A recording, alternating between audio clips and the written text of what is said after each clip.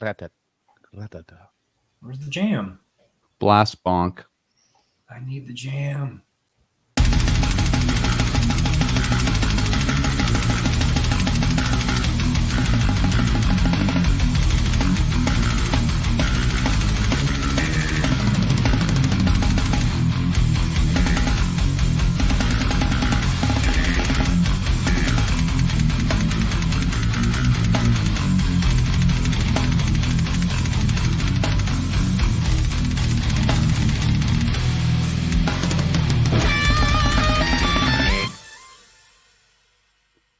What's going on, everybody? Cali Death Podcast back once again, episode 141. I am your host, Anthony Trapani, and as always, I am joined by my resident homies. I got Joel Horner, Casey Howard, and Joseph K, aka the Professor, with me tonight. What up, y'all? Hello, Anthony. Hello, guys. And also joined by Machete Eddy, aka Eddie Hoffman. What's going on, Eddie? Me, what's up? It's a pleasure. Same old, brother. Thanks for joining us tonight, for sure. Absolutely. You've actually been, in the back of my mind as somebody that I definitely wanted to get on the show. Just things get crazy, and now we were finally able to make it happen. So, sir, that's what's up, dude. Thanks for being with us. Hell yeah. I'm definitely stoked about it. And yes, I've been hoping that you guys would give me the call one day, but I actually kind of gave up. I was like, man, maybe I'm not cool enough. But hey, dude, you could have reached out to us and been a little more pushy with it. But no, I talked to him a little bit about it, and he was like, man, I'm super down. Fucking let's do it. And then we hit you up, and he's like, dude, I've been fucking hoping you would ask. And I was like, oh yeah, that's so cool, dude. And you actually have your own podcast too, right? I do. It was a 10 episode. I'm about to do the 10th one here probably next week. But it was just to kind of get the gist of the stories for a book. I didn't really know where it would pan out podcast-wise. And I might end up doing another one where I have more guests and stuff. But yeah, it was more or less just to get ideas for a book because I've been trying to do that for most of my life now. So that's cool, dude. Almost there. That's actually I've heard of that tactic in other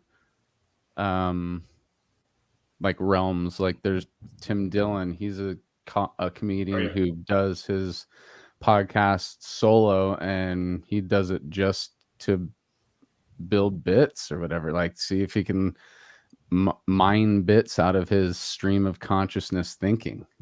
That's kind of like you said earlier with the story we were talking about. You're like, oh, I haven't thought about that in 10 years or whatever. Yeah, things are just stuck. It's I mean, little gems are in the mountain, and you need to dig them out. Yeah, and it takes other people too, other people who were there to be like, yeah, blah blah blah, and you're like, oh shit, he did get punched in the face or whatever. jogging the memory, yeah, that definitely. Or not only jogging the memory, but like correcting a memory because you can remember it differently. True. I've had memories where like my best friend is like, you did that. I'm like, bullshit, you did that. Whereas both I don't know. I thought you did it. I think it's like a memory is really only as good as the last time you told it. So however you told it the last time, things can be like misconstrued and changed in your own brain, dude. All right. Yeah, so I watched a thing, not to go too hard on it, but like it's talking about like how memories are only like 60% correct. Like usually like because you kind of I don't know, certain things kind of stand out more than other things, and you actually emphasize those. Yeah, it's like you kind of glorify certain aspects of a memory, and then it makes those things more potent. And then also you're kind of backing yourself in certain memories, so you might like up yourself 10-15% in an argument. Like, yeah, I got him way harder. Or just, your brain's always shitting out memories. So I mean, like self-preservation type stuff, dude. It's like if you see Joel in the crowd, you don't remember everybody else in the crowd. You just remember Joel's face. I mean, you forget like all the other shit. Mike Gilbert in the house. What is? Am I getting? I got lights. The lighting looks weird. Yeah. All right, let's do some plugs and shit real quick while Mike's setting up some. Oh, there you go. Look at that. Jesus, that nice cool background. Good call, Mike. See, This is dude. I come here. A genius person. When I do it at the shop, I'm Epic. peeing in bottles. I'm using battery operated lights. You have your broken headset. Yeah, right. Come here, it's like This there's weed. There's fucking lighting. There's you a got monitor that looks like almost like Joel's, not as cool as Joel's. No, I'm just joking. Joel, you have like a 3 computer wide monitor, don't Mine's you? too much. I'm gonna definitely downsize. Right. Yeah, it's like it's just a humongous ultra wide and 2 on top. So it's like this whole like fucking just connection to my brain, just like fucking like it's too much, dude. Like it's too overwhelming. Let's let it run off the courses after some plugs. All right, Battleforge Coffee, rocking the shirt right now as I'm saying this. That's our homies, our brothers in Deeds of Flesh. They got a coffee company, and it's quality coffee. Eddie, have you tried any Battleforge coffee yet? I have not. You should. I know it. Set you up, dude. We'll figure something out. But you guys, all you listeners and watchers out there, go support the underground death metal dudes that actually sourced and do their coffee properly. And they got swag and shit too. Over here, we got swag at calideathpodcast.bigcartel.com. Still got a couple of designs in there for you right behind Joseph. By the way, watching this live, if you order during the show, you'll watch Joseph scramble to get your package ready to go Friday morning. That just happened, and shout out Kelsey, who bought a shirt like 5 seconds ago.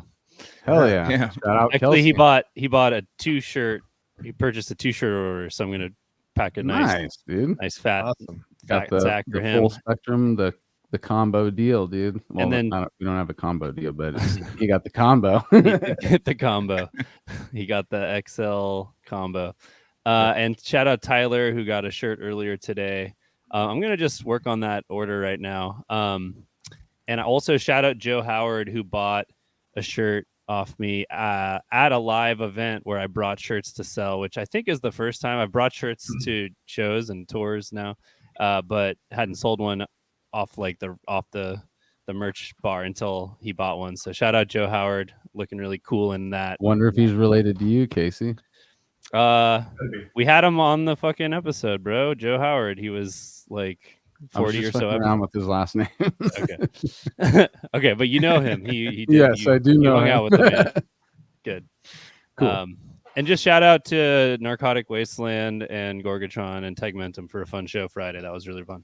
Hell yeah. I'm playing with them next weekend. Oh, cool. Yeah. Oh, yeah. That we got to talk about that a little bit tonight. The Gorgatron, it was looking, they weren't able to make it with their van, and then they ran a successful GoFundMe and were able to fix their van and get on the road and finish the tour. So wow, nice. Yeah, I'm just saying. Shout out to I want to hear the underground for that. Mm-hmm. Yes. What do you want to what? I want to hear about that show and everything, Joseph, tonight at some point. Oh yeah. I want to hear a whole rundown.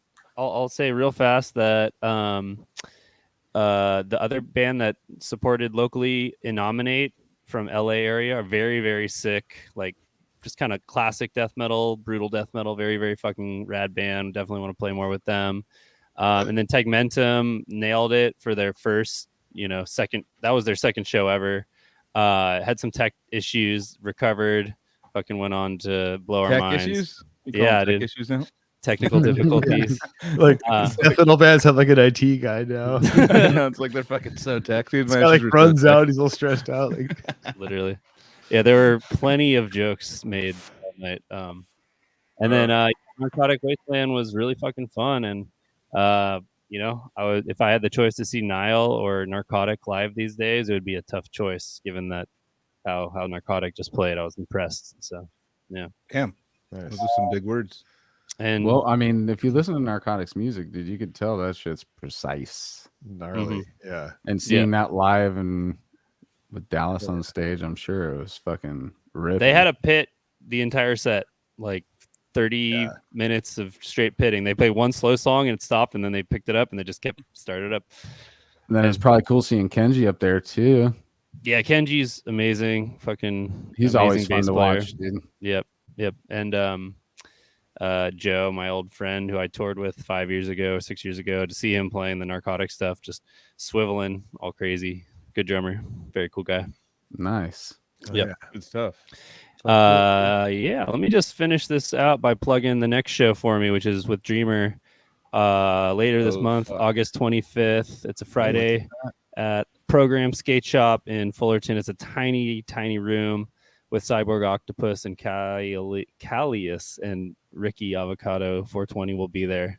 Is this the first Dreamer live performance? No, we Ever? played live Oh, okay. in March. This is the second. Is it still instrumental? No, we have a vocalist. He performed with Okay. us at the first show. Yeah, I know that. I was just seeing if you knew. I thought you were like for the sake of getting me to talk about it. He was like, testing you. yeah. Yeah. No, I remember seeing like practices or something you guys are posting with the vocalist. What's he about? What's his name?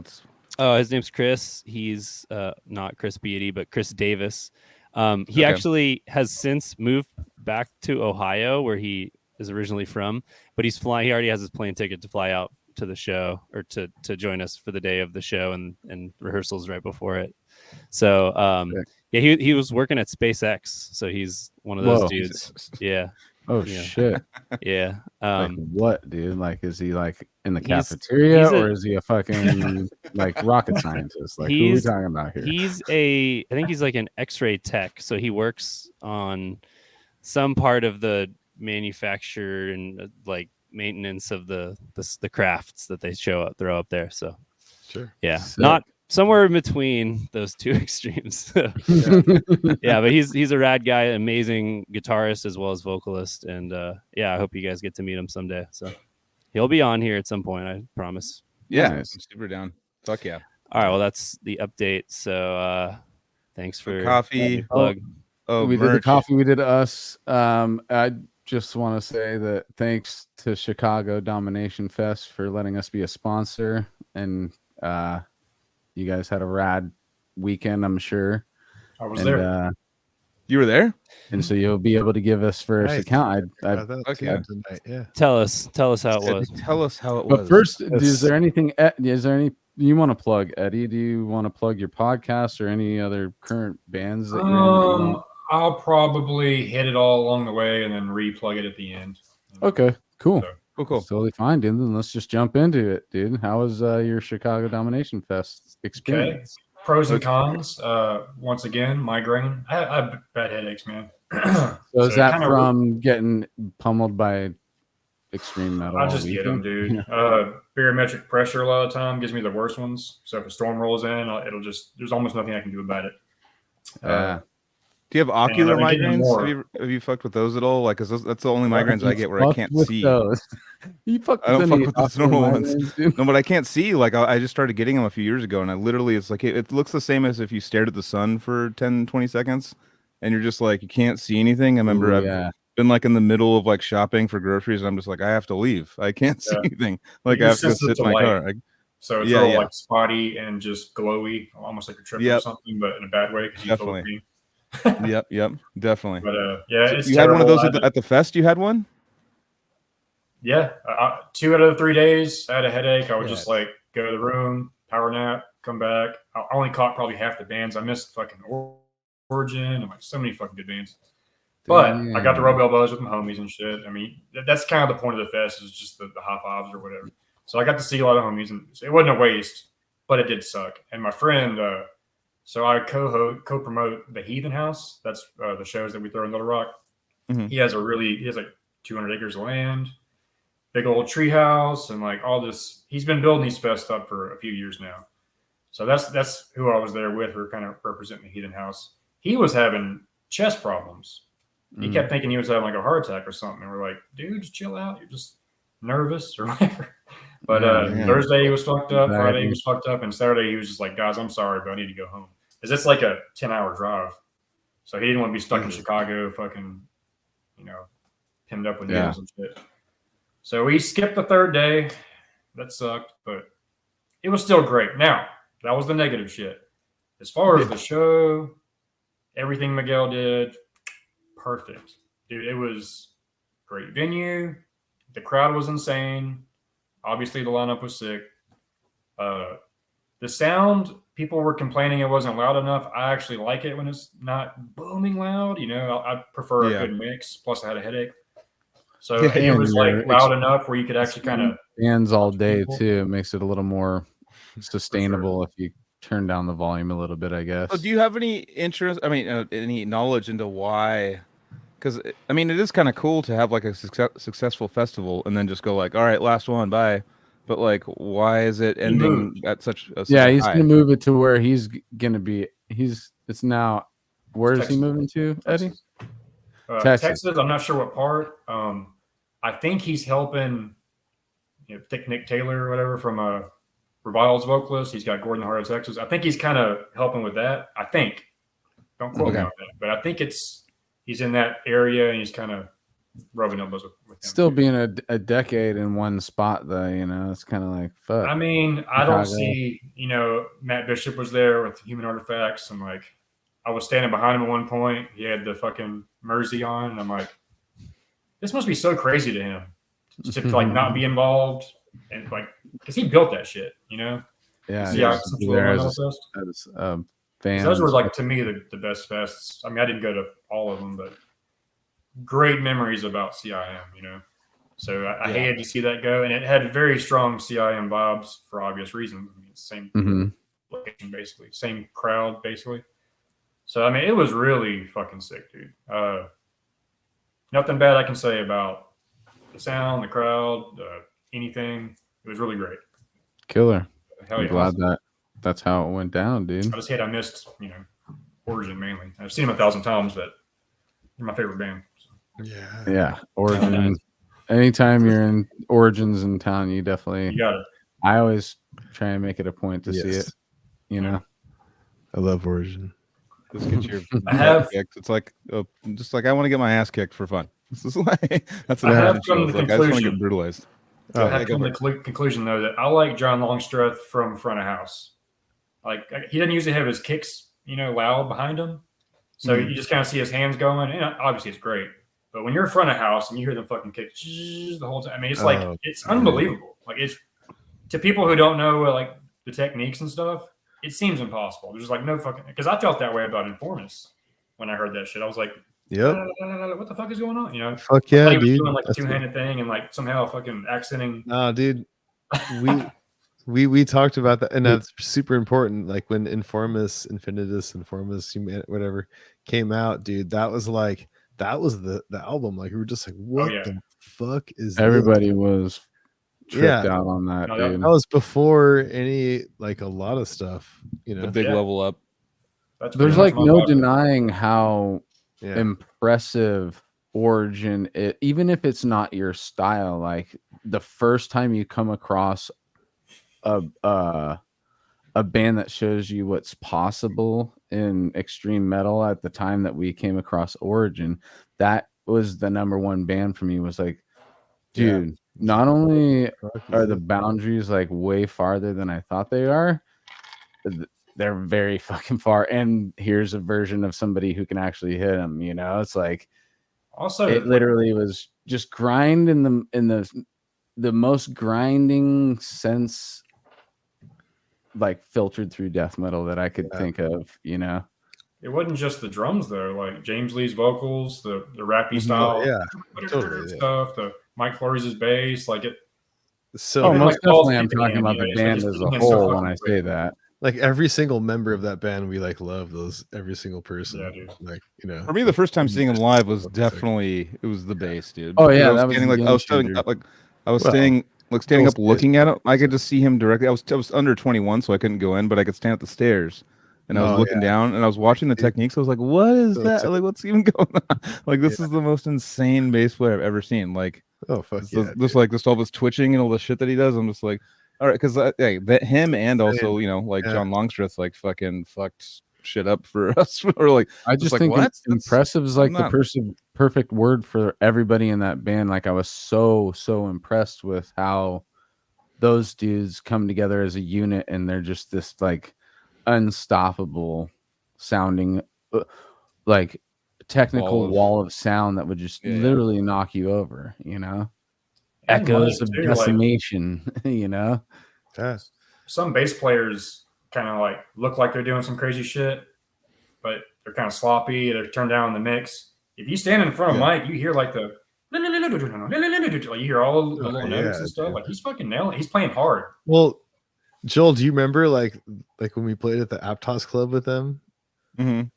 And that was like just like this local, like basically like in our hometown kind of show at this a small club called like the Aptos Club.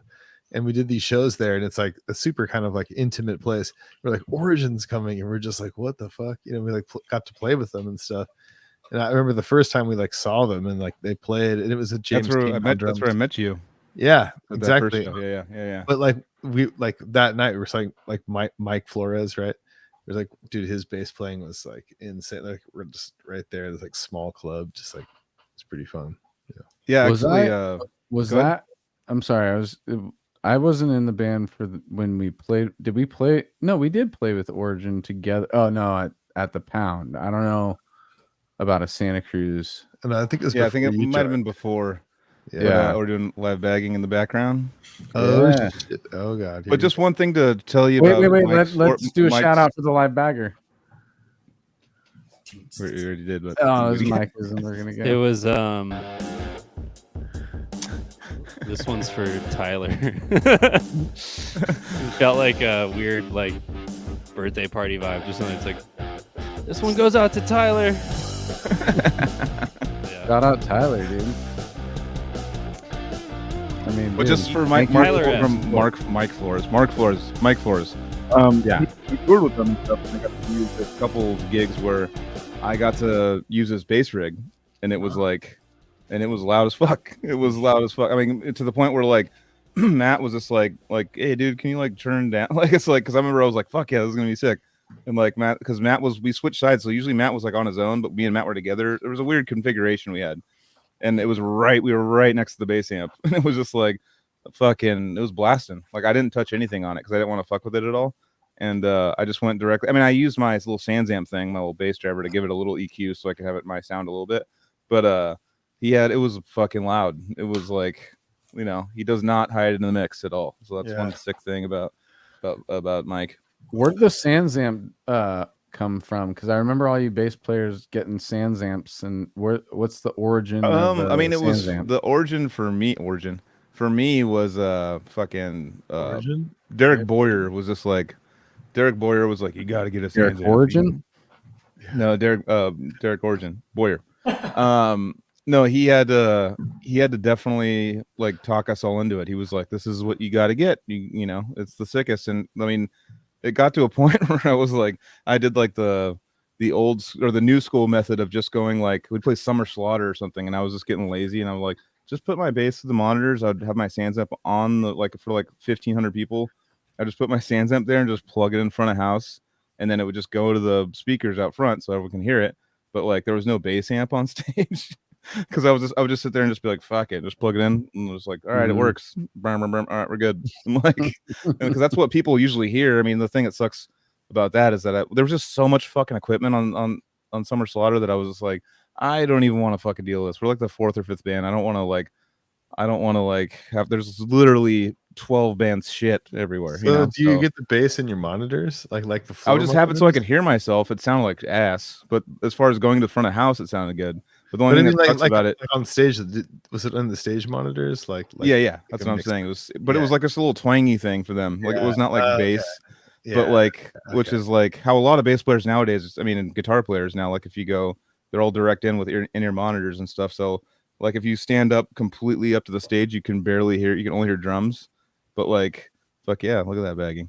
You can only hear drums, but like there's no air being pushed on stage. So like you can't, if you're right up front, you can't hear any guitar or anything. You know, it's like you have to stand right behind the speaker so you can hear guitar coming in.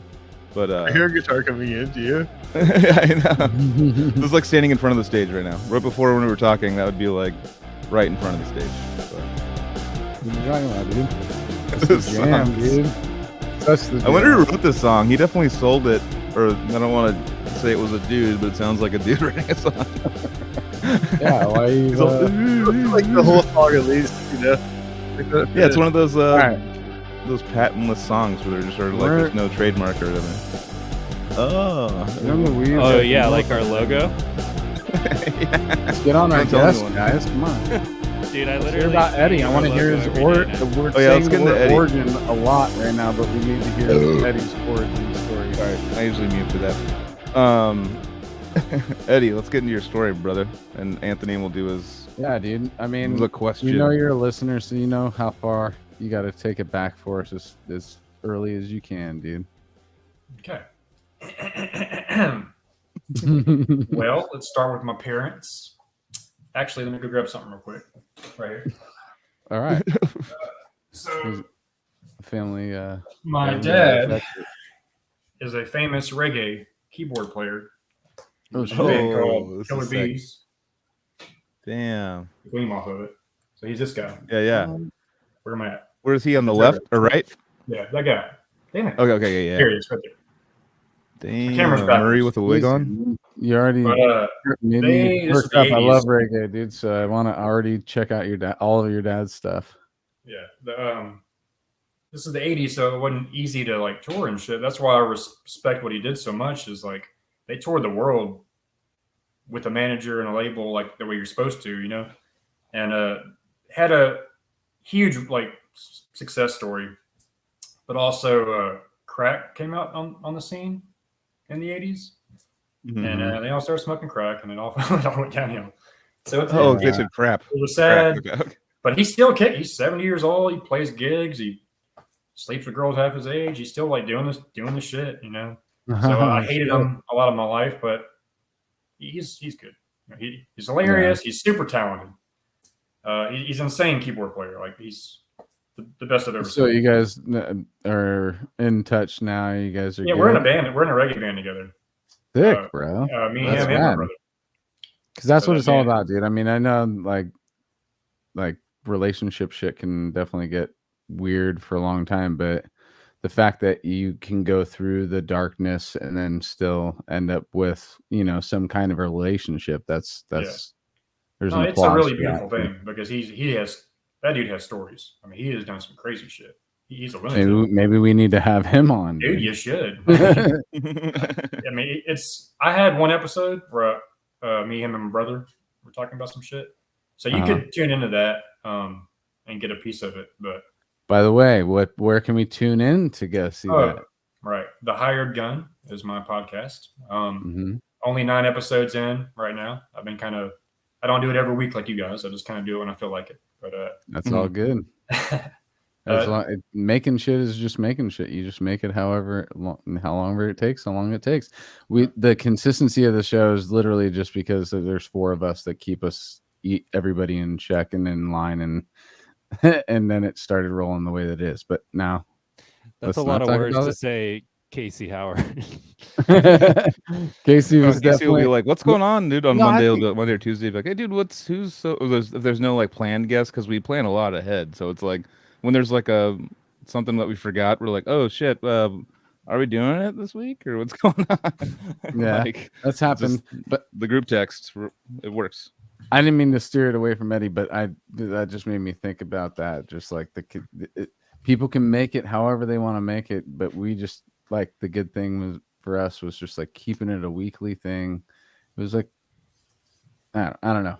it is we'll tough. do that on the Cali Death Podcast Part 2 episode whenever. Bananas. Yes, bananas. We'll call it bonanzas. Bonanzas. God damn it. All right, Eddie, back to you, dude. Okay, so my dad, success in the 80s and 90s. My mom is from Nova Scotia. She's Canadian. She's back in Canada now. So at the time, she came to Texas. I'm not sure how that all played out. My brother was born in Hawaii. So like before the Killer Bees, my dad had a band called Teaser in Hawaii. It was kind of like a 80s rock band, I guess. They had albums and shit, or an album. But yeah, my brother was born there. He's 7 years older. He's like super sick drummer. So I never actually wanted to be a drummer. I wanted to be a martial artist, the greatest martial artist. So I really didn't get serious about drums until I was like 15. Although I did play, there's pictures of me playing when I was like 3. I could go boom pop, da da da da da da da. But my brother was like, all over the kit. So I didn't want to be the like younger brother that kind of plays drums too. I want to kind of have my own path. But he never did double bass drumming. So once I discovered Origin and shit, I just kind of, there was like a 2-year period where I just, because I'm also grew up in the trailer park, like super poor. But I guess I'm kind of jumping around. Let me back up again. Oh, that's all good. All right, so Canadian mom, reggae, rock star dad. Brothers born, they moved to Austin. That's where I was born. So I guess there was a run there where everything was great. They were making lots of money, all that kind of shit. But when I was born, it all started going downhill. So by the time I was 3, I had to leave, and my grandma raised me from that point on. Things got pretty bad. So, yeah, I'm like 3 or 4. Me and my brother moved to Shreveport, Louisiana. My grandma raised me. She's a saint, but very poor, like the whole time. So fast forward to 15 or whatever, and I'm like listening to Origin and shit. I couldn't afford drums, so I would just in trailers they have their air vents under the like a vent on the floor, so it's like hollow floor. So I'd sit in my bathroom and like do double bass because you could hear the and I'd get my CD case and I would just listen to Origin and just flat, trying to just keep up. It was like sloppy as shit, but a few months later I'm like, I'm starting to get the hang of it.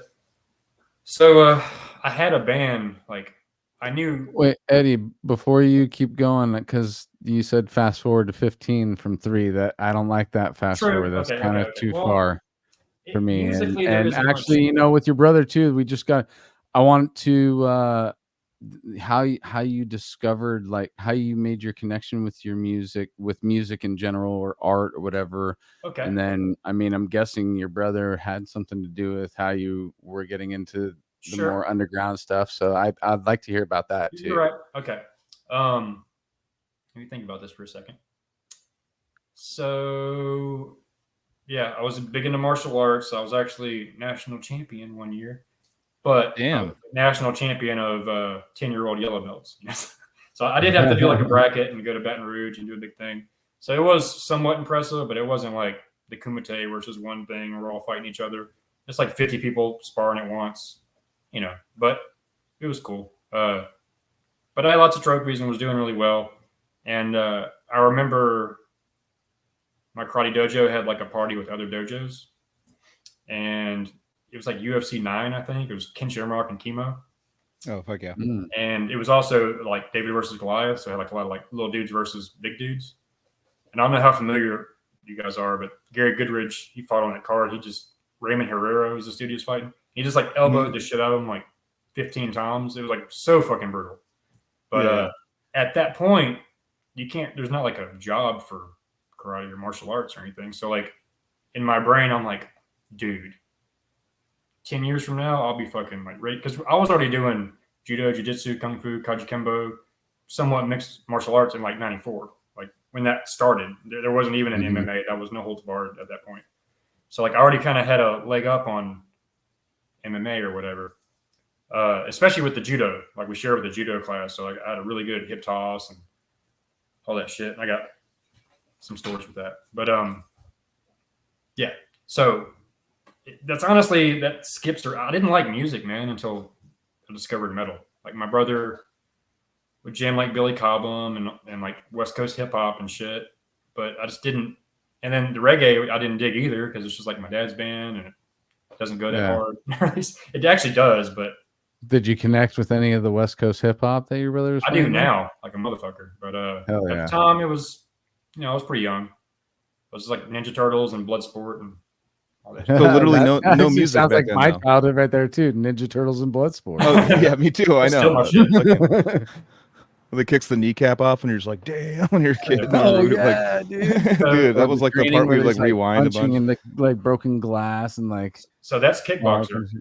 So sorry. That guy that kicked his knee, or like got his knee kicked, that's actually Tong Po from Kickboxer. That's the bad guy from Kickboxer. It's the same guy. Okay, okay. that's why it gets mixed up. And Van up. Damme, they were like homies from France or wherever the fuck, Belgium or wherever. So back when you were doing like martial arts and stuff, you said you weren't into music at all, so you just never listened. You wouldn't listen to it at all.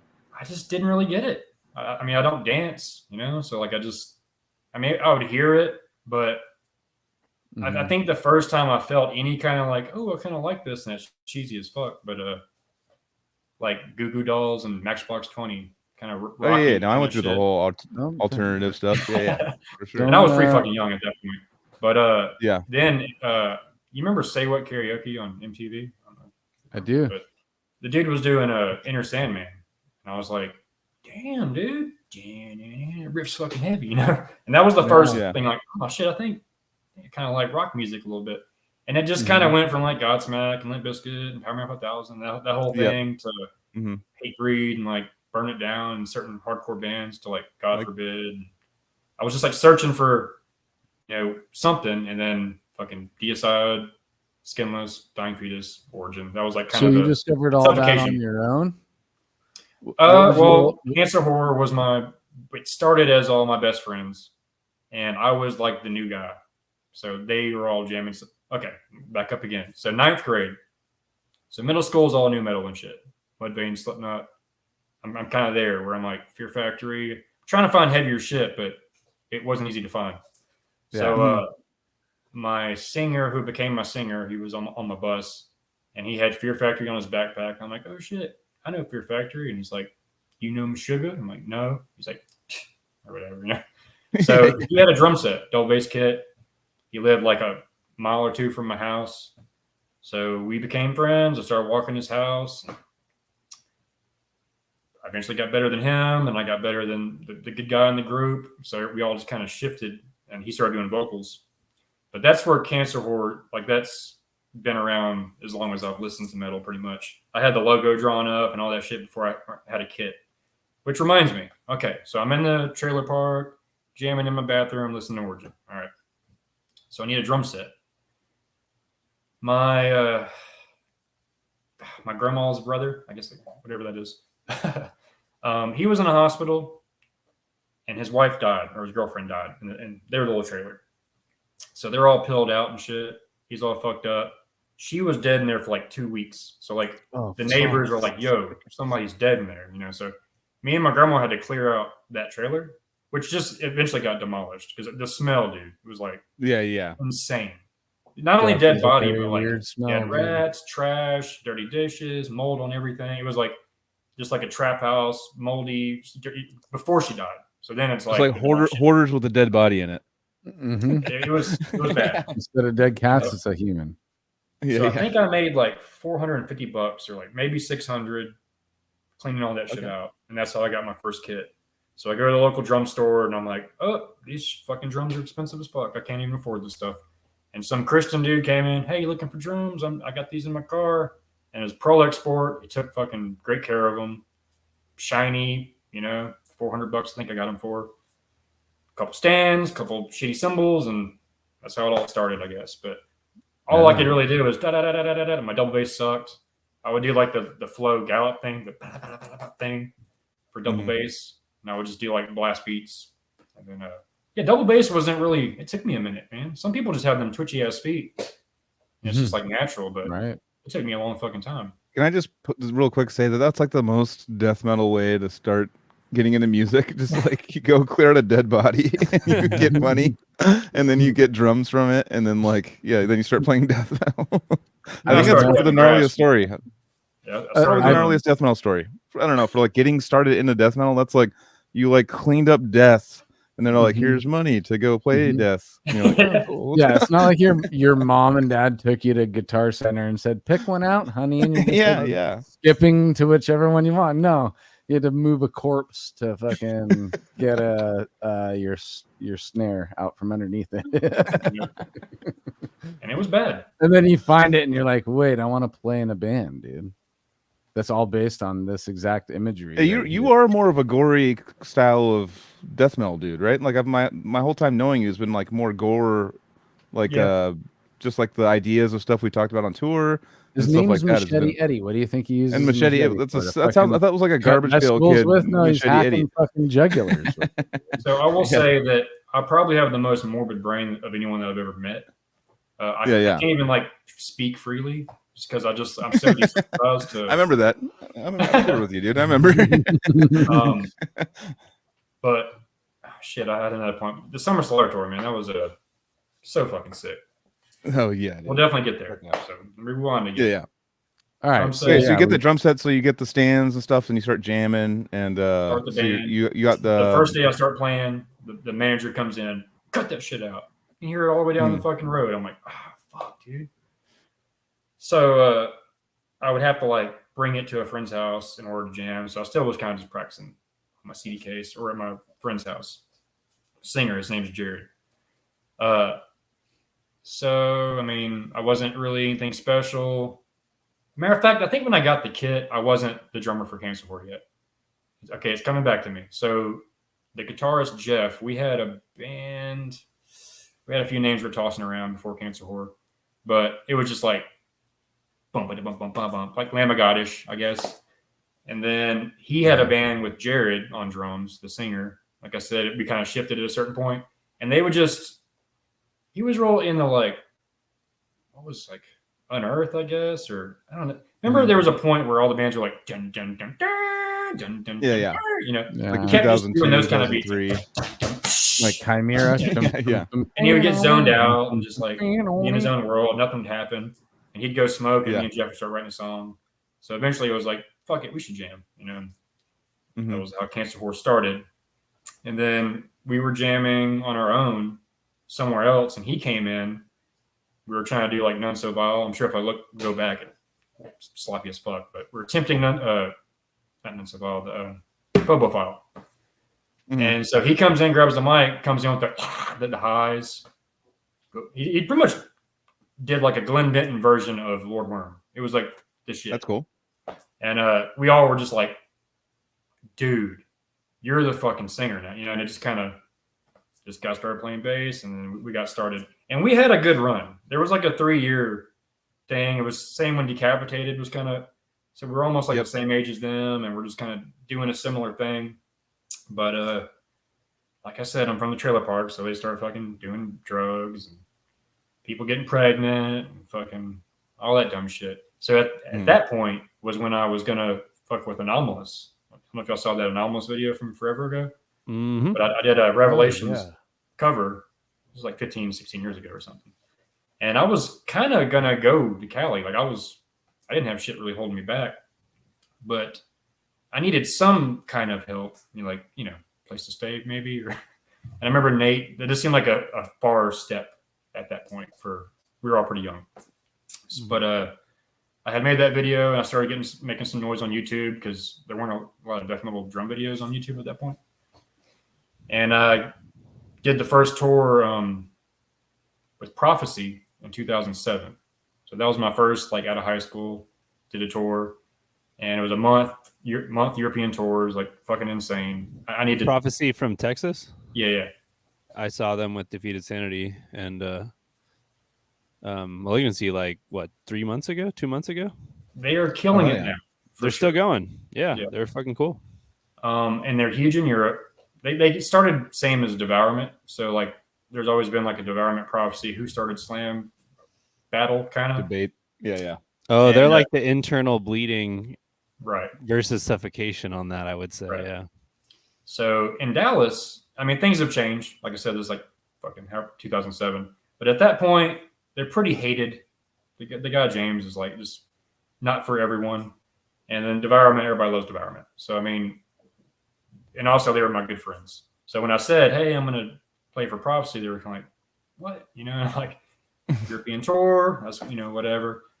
And, so they're huge in Europe.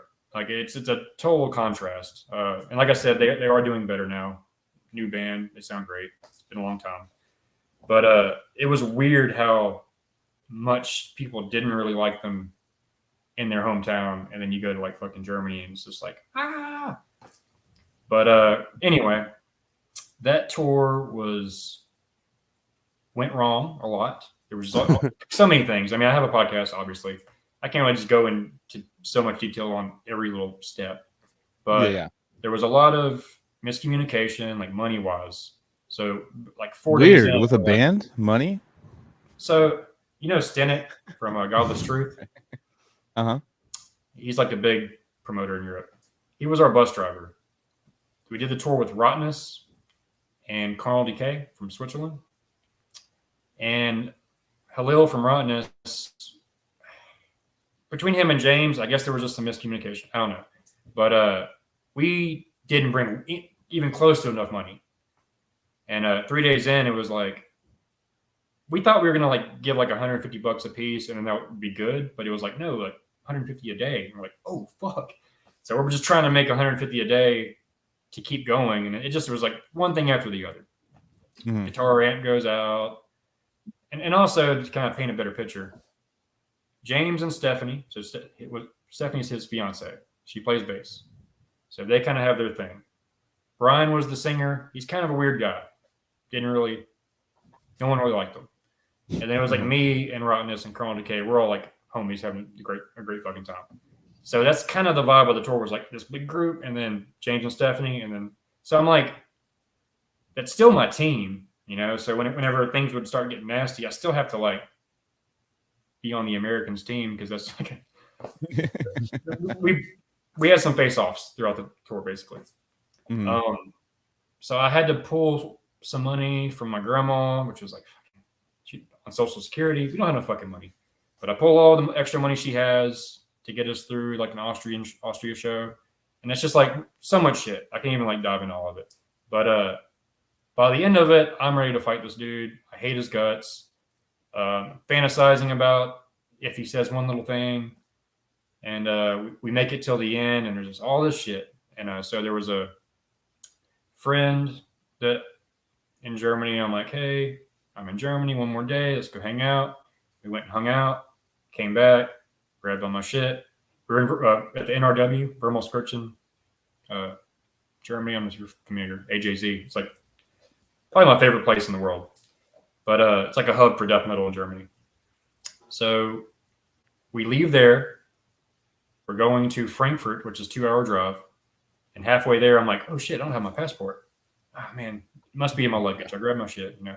And so we get to the airport, and I ain't got it. So everybody's looking in their shit. It was at the AJC. So they messaged me on MySpace like 2 weeks later, like, yo, how'd you get home? So from that point, I spent 3.5 days. I had already been up for 24 hours trying to get to the embassy, trying to get a new passport with no money. I was hopping on trains. I was deliriously tired. I was already sick. I was like just spitting out yellow mucus. It was just fucking awful. Worst case scenario. And so I'm like, if I were to get caught on a train, like they could fucking take me to jail. And I was so tired. I'd never been on a train, system or whatever. So it should just look like Greek to me. I just tired. I had a fucking headache. So I'm getting on this. Oh, well, let me say this. So once I realized that I had to go to the embassy, I found a cop who saw I had a necrophagist hoodie. So he was like, oh, you like metal?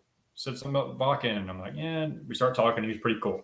So he brings me in and prints out the train setup or whatever and highlights like, hey, go here, look for this, get off here, look for that. So I had like these 4 little. So I remember it said S8 on it. So I would get to this certain place, and it's like S1 through S8. I'd go, I'd hop on the train.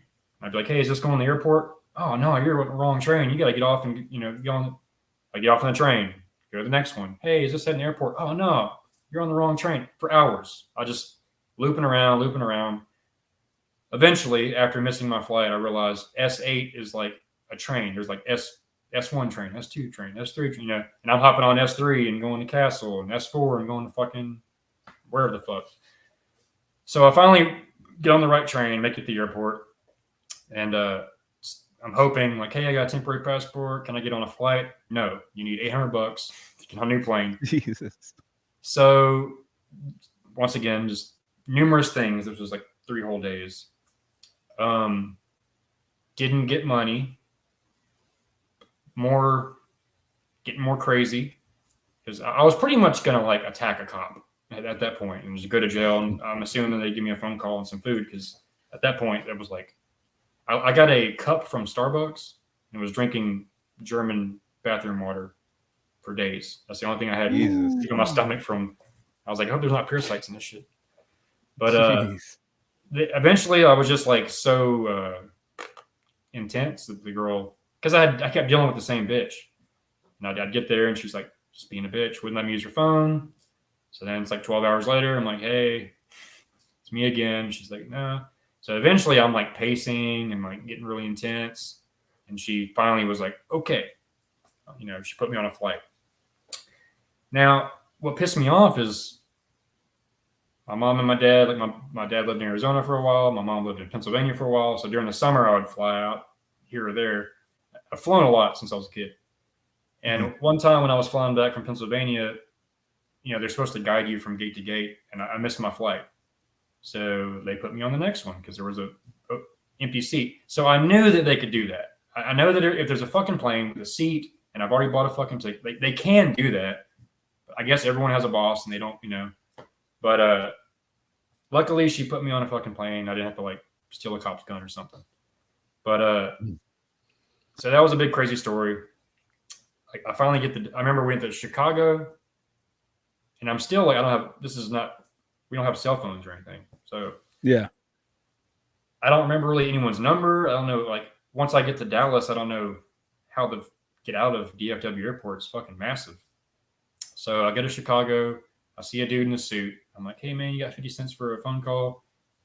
Has it in his pocket, gives it to me. I cry. I mean, I fucking cried like 15 times on this whole situation. Jesus. I'm like, cry. I'm like, thank you so much. So I have my great-grandma's landline that she's had forever. And then my homie that was like filming my drum videos in the early days, his name's Travis Neal. He was trying to be a director at the time. So he had like an HD camera and a good computer at school. So that was my guy. And I remember he had a landline at his house. So I basically call him, collect. And it'd be a $30 phone call for like 30 seconds.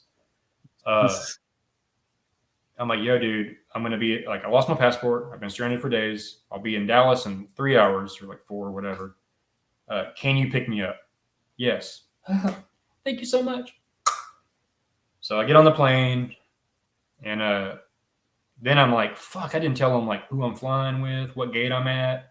Like there's a million fucking options at that airport. So I bum some money again or call collector, whatever the fuck I did. Call my grandma. It's like super late.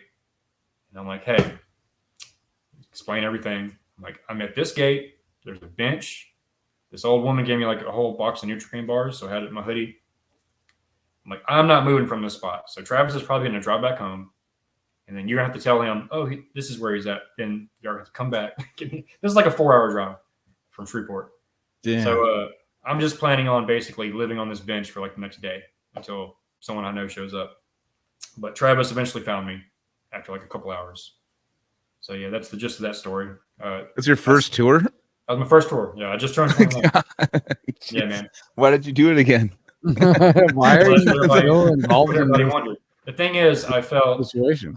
I felt like love to the max, happiness to the max, sadness to the max, anger to the max, fear to the max. Like it was just like it turned me into a man, basically. Yeah. You had the hardest like possible situation was your first. Mm-hmm. So it can only go up from there. That sounds like the ultimate night. Oh, it's supposed to. So we have more coming, but that's like the ultimate nightmare scenario. Like just being another country and shit, and like somehow getting back home, losing your passport. Like I can't explain the fear. Nightmare. There was no plan, and I'm like starving. And it's just like honestly, the fact that there was going to be a good story was the only thing keeping me going. I'm like, there's no way that this is going to last forever. Like I'm gonna get home. You can live like 2 weeks without eating or some shit, as long as you drink water, So I doubted I would die from it, but unless I killed myself. But you probably were going insane though. Your brain was probably just like, you were losing. I'm like crying. I'm punching myself. I'm like, come on, motherfucker! Just trying to hype yourself up. Yeah, it's the only way you could do it. God. So there was at least crazy. 5 like head in my hands and then slap myself. I'm like, fuck! I try to panhandle, but I just like break down crying before I could even get the words out. And I'm going in my head right now. I don't know exactly where my passport is right at the second, and now I'm having anxiety from it. Oh, Luckily you're in It's fucking probably San Francisco. totally like in a drawer somewhere, fine. But like now that I'm I looking don't for mine know, now. now that I can't account for my passport during that story, I'm like, and He's got his now I'm number on on my, it, dude. get this. Now I'm on my 5th passport. Okay. So it wasn't the only time I lost my passport. God. We could have a Well, whole then, thing about first passports. time it's I had to whatever. update But mine come on, recently. second I time just if got you got it. another passport stolen, a lost story, then come on, you got to be a little more responsible with that passport, brah. Yeah. Yes. I'm jumping way ahead and then we'll rewind again. But my All right, last rewind it. deal with Incinerate had to do with that. So my kid's mom had washed my passport. So I had like the foldy leather or whatever. And I'm pretty familiar with passport shit by this point. So I know that the electronics don't work, and I know that you're not supposed to have a flappy passport. It's supposed to look good. So I go to my shitty little Shreveport regional airport. Sorry, Incinerate was going to play that. What's it called? It's in Indonesia. It's like a crazy fest. It's like 20,000 people in Bandung or whatever. I can't remember what it was called, but I was supposed to play that. I go to my regional airport, be like, hey, I got this passport. I just want to see if it'll work. The TSA there is like, yes, that'll work. As long as they can see your photo, it's all good. And I'm like, hey, I've been stranded overseas before. Are you sure? She's like, I'm the TSA. I think I would know. I'm like, all right. So I send the good news to the boys, and here comes the day. I go to Dallas, about to fly to Indonesia. The dude in the red jacket sees my passport. Ooh, goes and get his homie in the red jacket. Says, sorry, can't do it. And I'm like, there was also no like, we weren't flying in like 5 days ahead of time. We were flying in like the day of. So there's only one flight to Indonesia a day. And I couldn't fucking do it. I had to write them and be like, hey guys, I know you're on an airplane to Indonesia, but I can't make it. Oh my God. It was horrible. It was like the worst fucking shit, dude. And I'd already had so much anxiety over like, this wasn't too long ago. It's like 6-7 years ago. So they're already going. They're already gone. They're on their way to going. Indonesia, and you're like, oh, sorry guys, and they're like sitting there on the plane, like, fuck yeah, this is gonna be fucking rad. Like, and then they land and they check their phone and they're like, oh shit, Eddie can't come. So terrible. So Darren Seska, he recorded the album, and he had his little programmed drum beats that he sent to them before he recorded himself.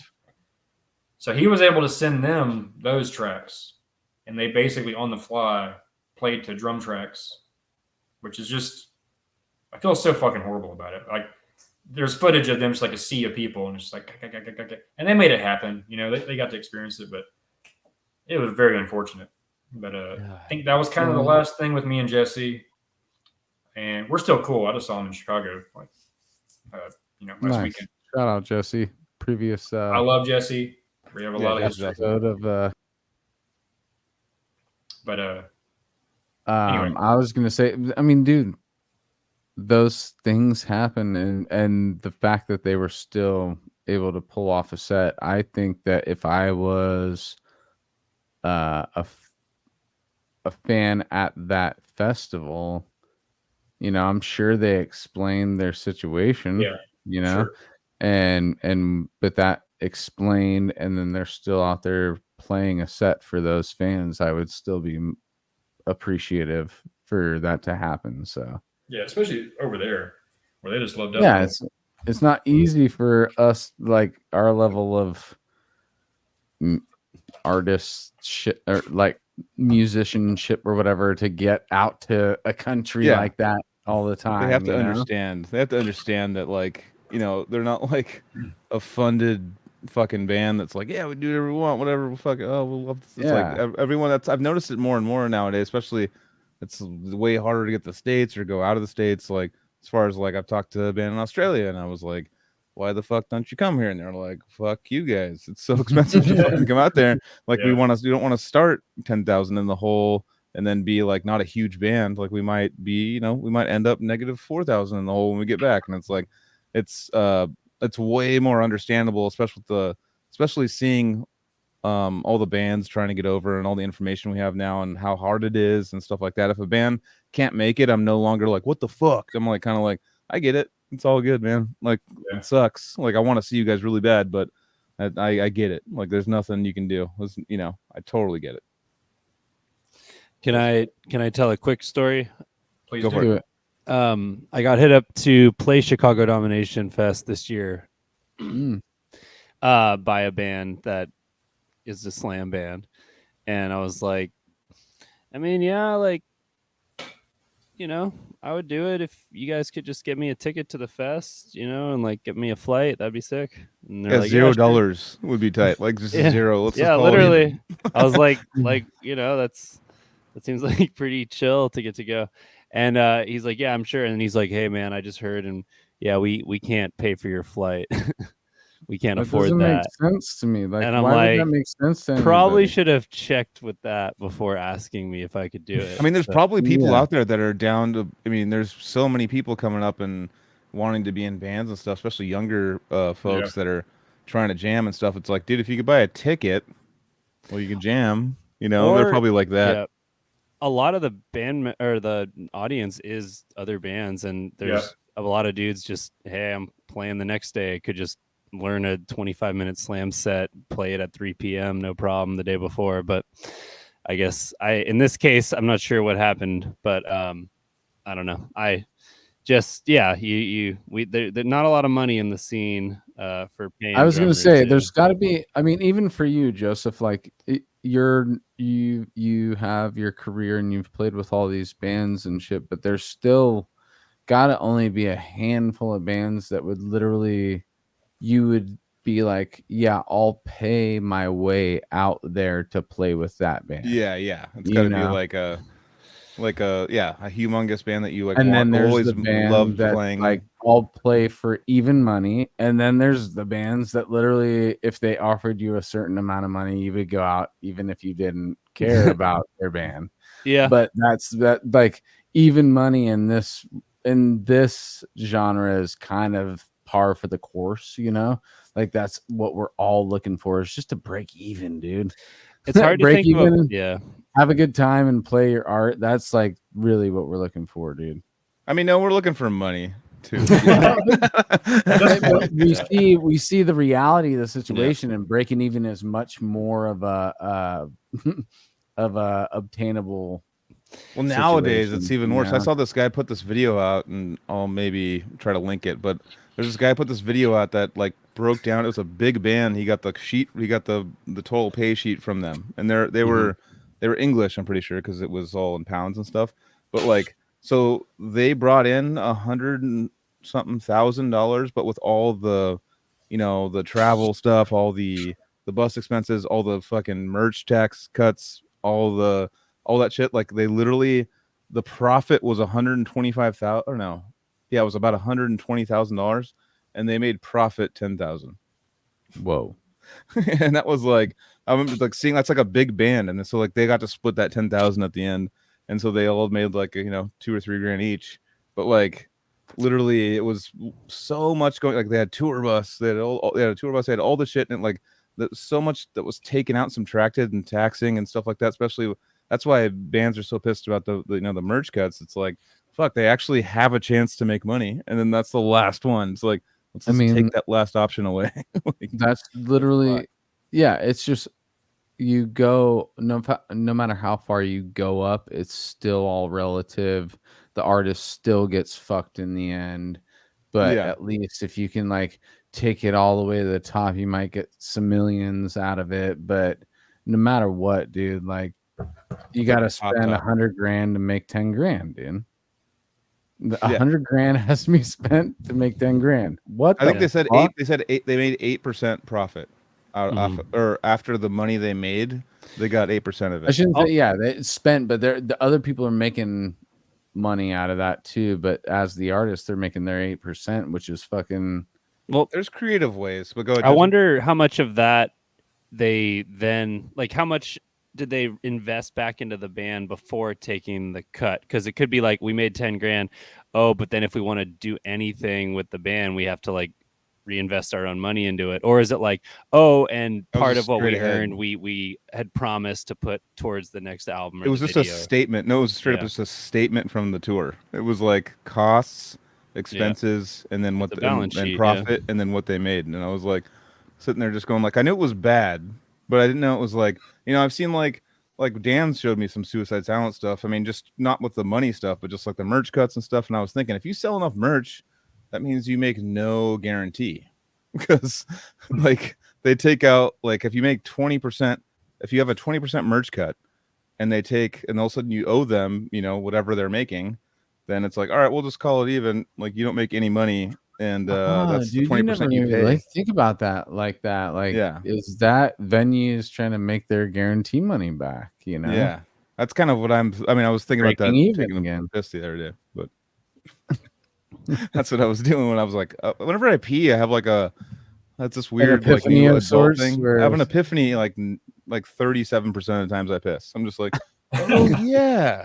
And I was just like, people say they do it when they poop, but for me, it's like, for me, epiphany. Professor who's I here. have epiphany, dude. Professor who's here. Like right now, I'm gonna go piss in a second, and like I'm probably gonna be like, "Oh shit, that's what I meant to ask Eddie." This whole link between this and blah blah. I don't know if just remembering what you forgot to say as being when you're drunk is an epiphany. Well, I mean, for me, no, I mean, but there's also like the social aspect of like, well, no, it's not that. But it's like taking in all the social stuff we're talking about, and I'm like, oh yeah, they said this. I wanted to ask this. Oh, there's a connection. Oh, let me build this together now for a better question. It's kind of like, that's a piss. That's a piss thought. Anyway, stack it up with piss, dude. So I want to hear more shitty tour stories from Eddie. I got many of them. He's writing. I mean, if you're writing a book, that one's a book. I mean, that's a book. That's a book-worthy story, though, is what I'm saying. That's why I mean, the whole you making a book thing makes sense to me, because that's like a nightmare, and you've told us like 2 pretty bad nightmares, and that's just like the beginning. I mean, that was 6 or 7 years ago, the Incinerate one. I mean, that wasn't really a terrible nightmare, but still bad. I mean, it's pretty bad. But as far as like being in a band and the things you worry about and stuff, and the things you don't want to go wrong as far as like travel is concerned and things, like those are 2 terrifying stories to me. Like I'm enthralled listening to you talk about it. I've watched a lot of y'all's shows, and just about every time I'm like, dude, I got so much that I could fucking yeah. Not that it's boring, but like it's not as dramatic as the shit that I've had to go through. So I knew when this day came, you guys would be like, all right, that was cool. And bunch of shit, man. I'm going to Germany and playing a show in a month. So make sure your passport is crisp, no bends, dude. He's a professor though. He's got a savings account. He's got a fallback. It's laminated already, dude. I mean, shit. My UCSC job starts in October. I'm kind of on the running low until then, but I have a lot of international travel experience and have never been stranded anywhere, so want to keep that streak going. I'm also like notoriously just unorganized, like just everything in life. I'm just kind of go with the punches or go with the flow or whatever. See, my dad was the like stereotypical like get to the airport like 4 hours early dad who would like freak out if it was a day of travel or a day before the day of travel, just oh my god. And so we always were like, yeah, we can relax, he's got it all taken care of. And I'm like, now I have to be him because there's no he's not doing it. So I get that why you go into that role. So yeah, remember the S8 train goes to the airport. Fucking awesome. This guy remembers. I guess I will probably. Anxiety does suck, dude. Especially, well, now I got little humans that I gotta keep in tow. And that's forced you though, probably to be like, once the humans started coming in your life, you're like, oh shit, I gotta do this, and you're like your brain like forces yourself to do it because you have. If I have to wake up at a time to fly somewhere, for sure, I'm gonna be awake a half an hour before that time because I'm gonna naturally have the anxiety that's gonna make me wake up before the alarm. And then I'm going to be like, fuck, dude, it's 4 and I need to get up at 4:30. But at the same time, I'm not going to be able to fall asleep. And then after that, you got to get the whole family together. And then I'm the kind of brain airport experience when kids airports, with kids when they get bright-eyed and bushy-tailed is when you get to the airport. It's not before. They're all like zombies in the car getting there or whatever, and then by the time it's like airport and lights, they're like, "Oh shit, I'm gonna fuck around for a little bit." Dude. You can be like, dude, You there's know? tons of cotton candy at the airport, dude. 6:30 in the Once you morning, get and I'm there. like, "Where's the coffee? Don't fucking chase your brother." You know, Yeah. that type of shit. I mean, I have that anxiety too. I mean, with any big events in my life, like whether it's an interview or like when I was a kid, like every first day of school, like I didn't sleep a wink. Like any kind of like big events or like, oh, it's a big trip, like to Vegas with a bunch of my friends, but it's early. The flight's early. My brain will be like, it's early. It's early. You gotta like go to sleep now. Yeah. Go to sleep, and I'll just be like up Yeah. all night because I'm just like yeah, threatening my own brain, going like, dude, you better fucking go to sleep or tomorrow's gonna suck, dude. So go to bed. And like, you know, like I have this like this self just like yells at myself brain, just like, dude, it's gonna fucking suck. What are you doing? Like, go to bed. Yeah. Like, you know, and it just makes it way worse. you got to shut up the conversation completely. That's what it is. Totally. You should go to bed right now, Joel. As No, 5 people are talking in his head right now, dude. I know. I'm just He like, literally oh, is wearing headphones with multiple voices speaking to him. Yeah, you should. Now it's the same thing, but it's real. I know it is. no, this is all a dream, dude. I'm not even here. Come on. Maybe. I'm Also just- true. I'm like in an alleyway, like sniffing my own poop right now. I'm just like, dude, I want a Oh, what? podcast, dude. You could be, dude. You totally. I can't prove it wrong. yeah. Prove me wrong. I mean, I'm just I can't. I'm too stupid, dude. I feel like it's very so Eddie. So possible. after, so you did the. We'll go back into the story. So Eddie, so you do that first tour. So in my head, you should, yeah. Joseph's like, hey, I got a nice air conditioner. In my head, like I would be fucking like dunzo with touring. What kept you going to the next thing after that? I think it was because I made connections Mhm. throughout that whole month. There's So hope. it was like things to look forward to. My name kind of got more popular. Plus, it was like my lifestyle at the time, and I don't have much to really like fall back on or anything. There's So, I enough mean, thrills during that made you want to go do it, try it again. Well, I mean, my second tour was with Psychiatric Regurgitation from Dallas. Like I said, that was kind of my second home. So we like booked our own tour. Psychiatric regurgitation. Psychiatric Regurgitation. Okay. And they were like super gore grind back then. Now they're kind of like black metal ish. Still grindy, but it was a drum machine band before I joined. So it was just a lot of gravity blast and like crazy, impossible beats. But we did that with Hyperion, which was Eric Park's band. He was the drummer for Devourment. So it was his like black metal band. And now they're called Rod of Obsidian. They changed their name, but they're still a band. So it was like a really cool, like that Prophecy tour was so stressful, and it wasn't my homies.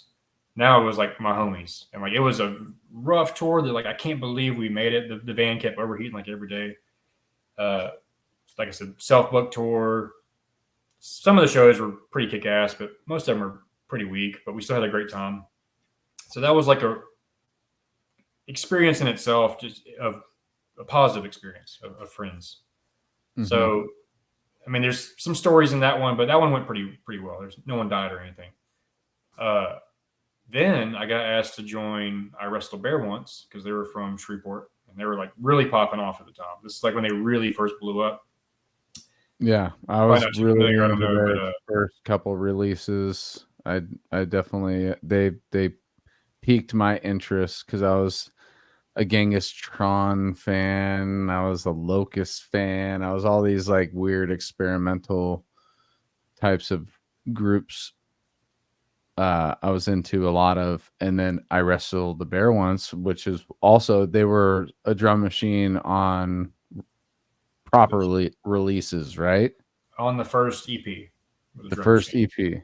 So, and that's what I was playing. I was playing that EP, and then they had a video for Tastes Like Kevin Bacon. Yeah. And that song was #1 on YouTube for like months and months and months. It was crazy. Like if you went to YouTube, it was like bam, right, first thing you saw. So they were really doing well. Now I was very death metal at the time, so they didn't actually ask me to play. They asked my brother to play. And he doesn't have like great blast or double bass, but he's ferocious for sure, but not really what they needed. And so he was just like, you need my brother.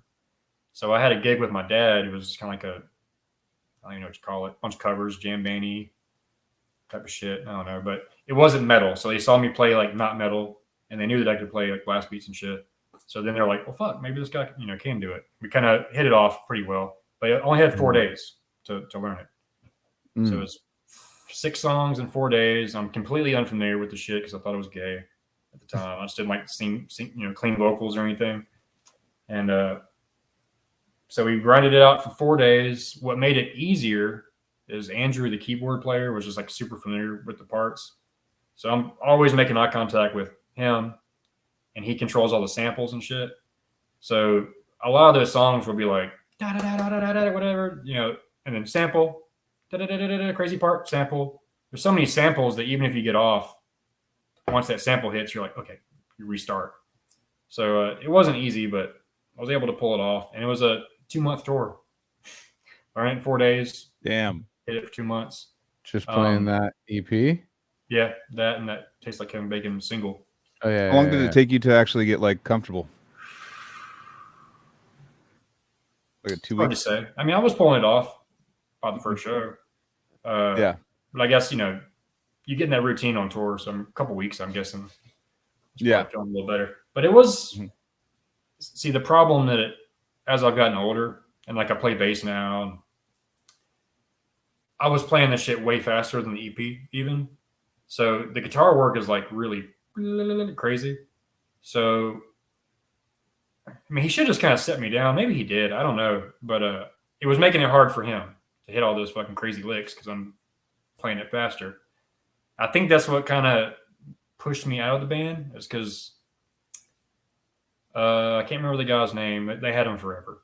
But it was like he was the drummer for a month or briefly before they asked me. He couldn't do it. He's going to school or something. I don't know. So they were just going to do a drum machine tour like they did earlier. And then I hopped on right before they did it. This is all hearsay. I don't really know what happened. But this is what I think. I think that drummer was supposed to come back. I was going to be a session guy. Half the band got fired or quit when I joined too. So when I joined, the guitarist Mim also joined, which is the singer Krista's sister. And then Dave started playing bass. So 6 members, half of them are brand new, half of them are original members. Half of us smoke weed, half of them don't. So it's like we really kind of bonded all the new members. And so as everything's progressing, the new members are like, dude, please be our drummer. Please, please, please. And they're like, yeah, we're going on Warped Tour. We're going to Europe in 2 months or whatever. So they're pumping my head full of awesomeness. And I end up quitting Cancer Horror, quitting Psychiatric. I think I had already quit Prophecy because that bowled over. And so I'm like totally game for this whole thing. And I don't think it was actually 2 months. I think it was like a month and a half. But everything was going great, man. It was like every show was like 500 to 800 people. And then all of a sudden one day, it was like a raging party, like Animal House style, all night. So like I didn't even sleep. I remember just stumbling in the van like 6:30 in the morning. Probably laid there for like 30 minutes, and they're like, "Hey, we need to go get an oil change." So we go get an oil change. First, we were eating CC's pizza. I remember. Maybe it was the same spot. Maybe we were eating pizza while we were waiting for the oil to get changed. CC's pizza, like the buffet pizza. Buffet pizza.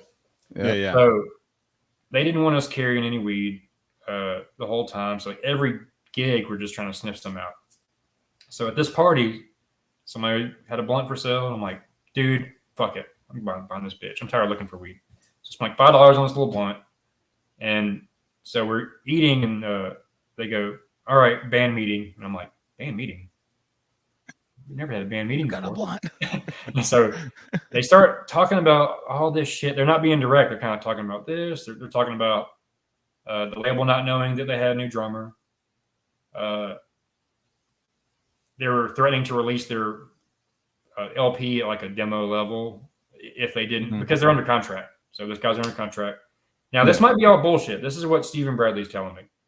And but the whole time I'm hearing the speech, I'm thinking, oh shit, they know I have weed. Oh shit. Oh shit. But like I'm waiting for him to bring it up, but he keeps like not bringing it up. And then finally I'm like, ding, ding, ding. You're kicking me out, dude? Yeah, man, I'm sorry. Fucking we're getting Old Boy back. We're canceling the tour. We're going to LA, record the album. And I was just like, it was just mind blowing at the time.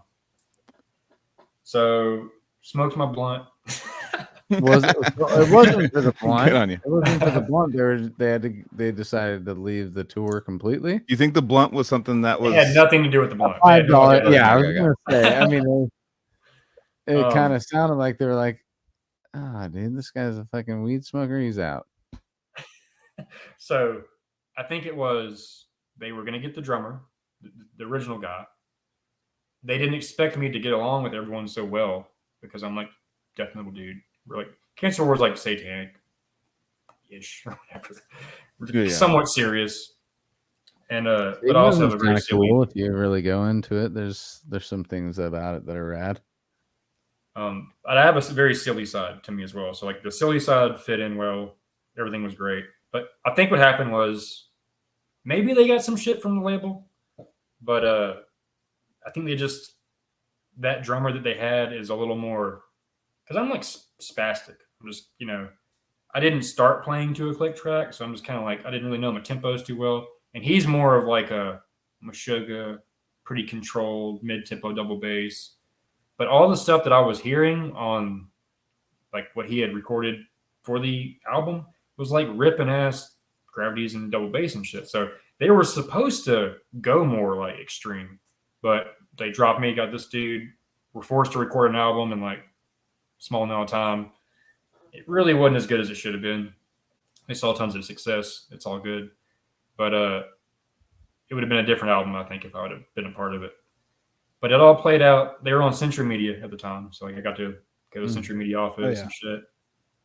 But then I joined Vital Remains, who was on Century also. So it kind of played out appropriately. Because that was we talked about what year was that when you joined Vital? What's up? What year did you join Vital? The end of 2009. Okay, that's so when I met you. October 2009. Well, my first gigs were in October 2009. We went to Mexico during the Day of the Dead and shit. It was really pretty crazy. There's a music video for Hammer Down the Nails. It's like if you go Vital Remains, Mexico, it'll pop up. It's pretty cool. That was actually amazing. Like I think I made a couple $100 when we got back, and it was just like nice, insane shows, endless autographs. It's Mexico. It was just cool, and we were treated like rock stars. Mm-hmm. But that was almost the only. It was like a weekend run, but almost the only like run that wasn't. And it had its moments. It did have its moments, but that wasn't totally horrible because every other tour, me and Tony Lazar are like about to fight. And I mean, he's a big fucking scary guy, so that's not a little like grappling match. That's like somebody's getting fucked up. He can run away. He's big. Well, I mean, so I guess when you have to get in the van, we got to dive into that. Yeah. So that's why I'm just kind of jumping through the stuff. Not all of it's super crazy, but after I wrestled Bear once, now I reformed Cancer Horde. I'm like, I'm gonna book my own tour. Use all my connections that I made, and so I did a little 2-weeker with them, and that was like probably my favorite tour I've ever done because those are like my dudes. I'm the boss. Hell yeah. Everywhere I'm booking, it's like friends. It was great. I encourage people listening. I was gonna say, can you give like some tips and shit? Like, I mean, let's say a band like wants, they feel like they're ready to go do a little tour, like, but they don't want to deal with a booking agent. Do you think with the connections that you made is the only way you can do it, or do you think there's other ways that people could do it nowadays? It's a little harder now that social media is so big. So we're talking about 2008. So like same thing with my YouTube. Like what got me able to do that is that not everyone could upload drum videos, and it was kind of a new thing. So I was able to get in there while it was just like Derek Roddy videos and Romain Goulan, however you say his name. I remember there was like just some random shit. There was like a beheaded video live. Yeah. Only like 6 videos if you type death metal. Like which is crazy. But Yeah, eventually I was one of those videos, you know, and so it kind of helped Nice. me. Oh, you're that fucking dude. But I kind of got sidetracked. I don't remember the question. Oh, Well, I mean, yes. getting at into that like, time let's it say was a like, little easier. yeah, starting kinda- your like calling. Were you calling venues, or what were you calling people that you made contacts with, Sure. or how were you like getting the connections I started to would just get that going? Google.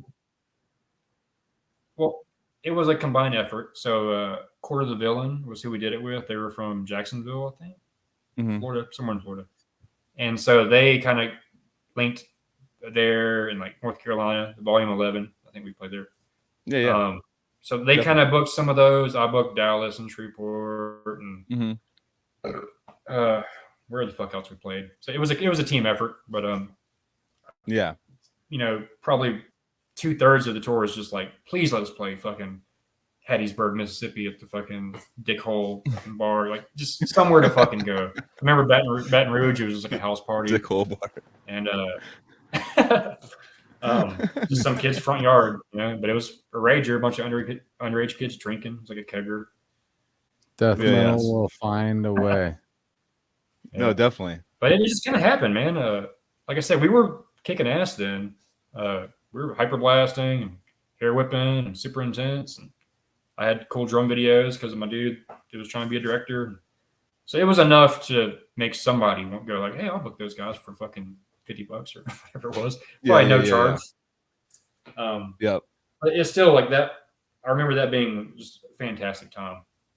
Yeah. Then after that was when the Incinerate thing. Mm-hmm. So Eric Park, once again, he's drumming for Devourment.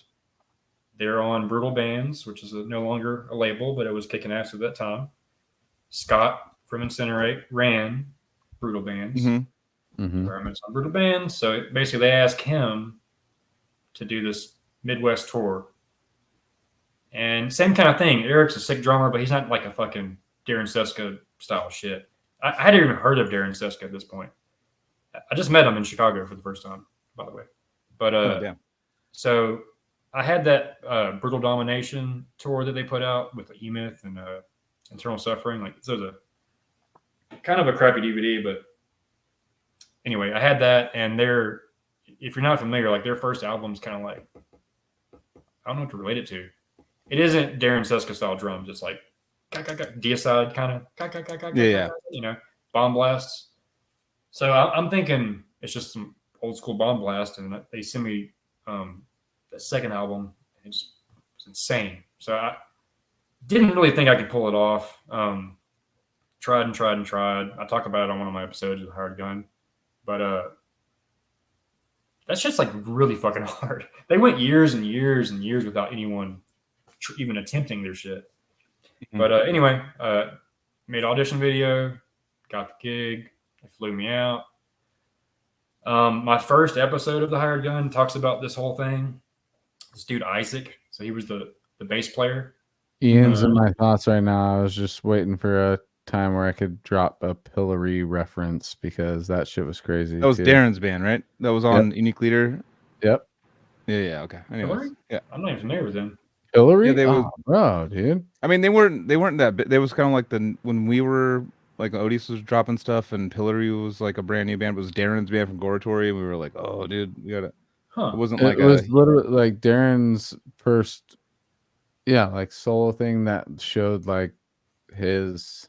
Because Goratory is where I know Darren at from. Time. Yeah. But I mean, Rice on Suede too, dude. That record is insane. Yeah, dude. totally. It really is insane on all levels of that album, Insanity. And but then Pillory was his like there was other people in that band too, right? Like from the brain of a drummer, like that was like his thing. I think Darren was the main guy behind Pillory. I don't know who was actually else involved because I thought it was so driven by Darren. I thought it may have been just him doing everything. I must have not. There was a good while before fine print on that record, but I do have a physical copy of that Pillory record. They are still going. I remember seeing videos of it him wasn't playing you guitar all released, right? I don't know if it was that project or not, but it was a I while don't before know. I saw him like playing guitar on anything. Yeah. Pillory No, was so- of the wave after the Severed, Odious, Decrepit releases on Unique Leader, right? But just like right after it. I just remember like it was Darren and someone else, but I'm like clicking around. Oh, I don't know. So let's see, members Darren Seska only. Yeah, so there was a. Oh no. Oh, there's been some Dan Sanchez. I don't know. John Cole. Oh, from Psyopus. The dude from Psyopus was in it. Drummer. That's dope. That's a cool little combo. Yeah. So then, who's Neuritro? It's a guy named Neutrino. Scalea Infernal Bruno X. Jesus, he's in bands I can't even fucking pronounce. He's in Virulence and X. Mm-hmm. He's X in Crimsoned. I don't know, but anyways. Come on, band. You've never heard of Scala, dude? Well, it's got a fucking little. It's got a little accent over the first day. Mike Gilbert in the background, everybody. Who's What's watching? up? Hello. Hello. Dude, sit down. Have a hit with them while I go pee. Okay. Pillory are cool. Mike, have you heard of Pillory? Remember Pillory on Unique Leader? It was with Darren Seska on drums. With the ORY? Yeah, I think. Yeah. Yep. Yeah. I Remember remember. that? I don't remember hearing them, but Me I neither. remember the name. It's like one of those bands I thought was like it was one of those like up and coming bands, but I was just all excited about, and then just never happened. This guy's just doing drugs on the airwaves, dude. Jesus Christ, dude. So yeah, now Pillory is just a Darren band, but it used to be a lineup. In 2005 was their first record. So the first one dropped before the 2007 release of you guys. So Did you say when I was walking away that Psyopus' drummer was the drummer for Pillory? It says John Cole was ex Psyopus when he's on drums, and then ex See You Next Tuesday and ex The Antennas. Huh. Dude, Psyopus was the shit too. I was telling I you know that Psyopus. I know that was bananas. That band was like, I mean, it was kind of like a different style of Dillinger, which I know Mike.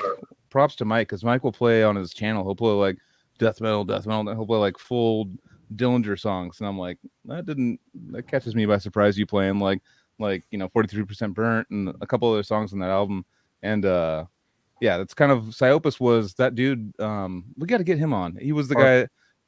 What's his name? The guitar player? ARP something. Oh yeah, Chris Arp.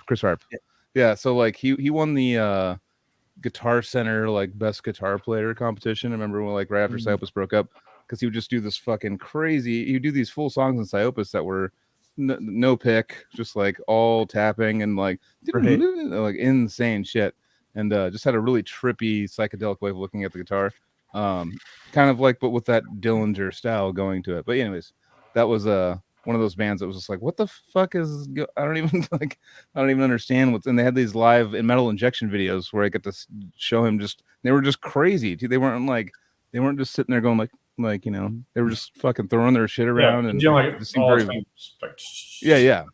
very violent looking band with a lot of technicality. And I'm like, how do you do both? I don't understand. But no, definitely. So Pillory, dude. I'll check them out.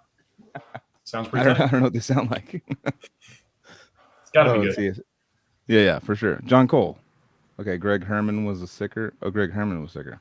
Okay, so anyways, that's probably a Psyopus reference. But where are we going? Polyphia Pillory threw me off a little bit. Incinerate, talking about Darren Seska. Yeah. So, I mean, this is another story that could just go on and on. But the session bass player's name was Isaac. He's just like a fucking lunatic. And I had to live with him. So Jesse's best friend, he's an artist. He did the cover for Dissecting the Angels, the first album. Brett Roller, he owns Roller Guitars, or used to. I don't know if he still has it going or not. But anyway, great guy. And we're living in his little art dojo, like in the basement. And there's a huge fish tank that like covers the whole fucking. It's like Deuce Bigelow, like huge fucking fish tank. Oh yeah, yeah. So the first night we come in and we go to Jesse's, like his little stomping ground bar that he goes to. And first of all, my ID was like expired or something, so I couldn't get in at first. But anyway, I ended up going in. Isaac's drunk as shit. I remember he like pulled his dick out in front of this girl. That's basically whenever I was like, Jesse, we probably should go. He's like, fucking, about to get in a fight or We something. should go. So I'm making this story short. So we go back home. He's super drunk. Jesse had already given us the speech about, Brett didn't have to do this. Respect his place. Plus, he's a martial artist. He's like tough as fuck. Yeah. But, I just have, like, personally, if I sleep on your couch, I'll never forget it. You know what I'm saying? Like, I really appreciate when people let me stay at their house. So I'm going to stay at somebody's house right now, and I'm very grateful. So we get, this is the first day too, man. It's so crazy. We go down to the basement. Jesse drops us off. And he's talking about how his dad went to Vietnam and used to beat him. And like, I remember getting straight up the Cell vibes. Like I'm in that dude's head. Like, it's just like, this dude's fucking crazy as shit. He's just talking about all these conspiracies. Like after 9/11, because he was from California. I don't remember where. Maybe San Francisco. And after 9/11, he said when he saw George Bush reading to kindergartens, he's like, I knew this is bullshit. So he moved to Canada. Total conspiracy nut, which me too. That's what got him.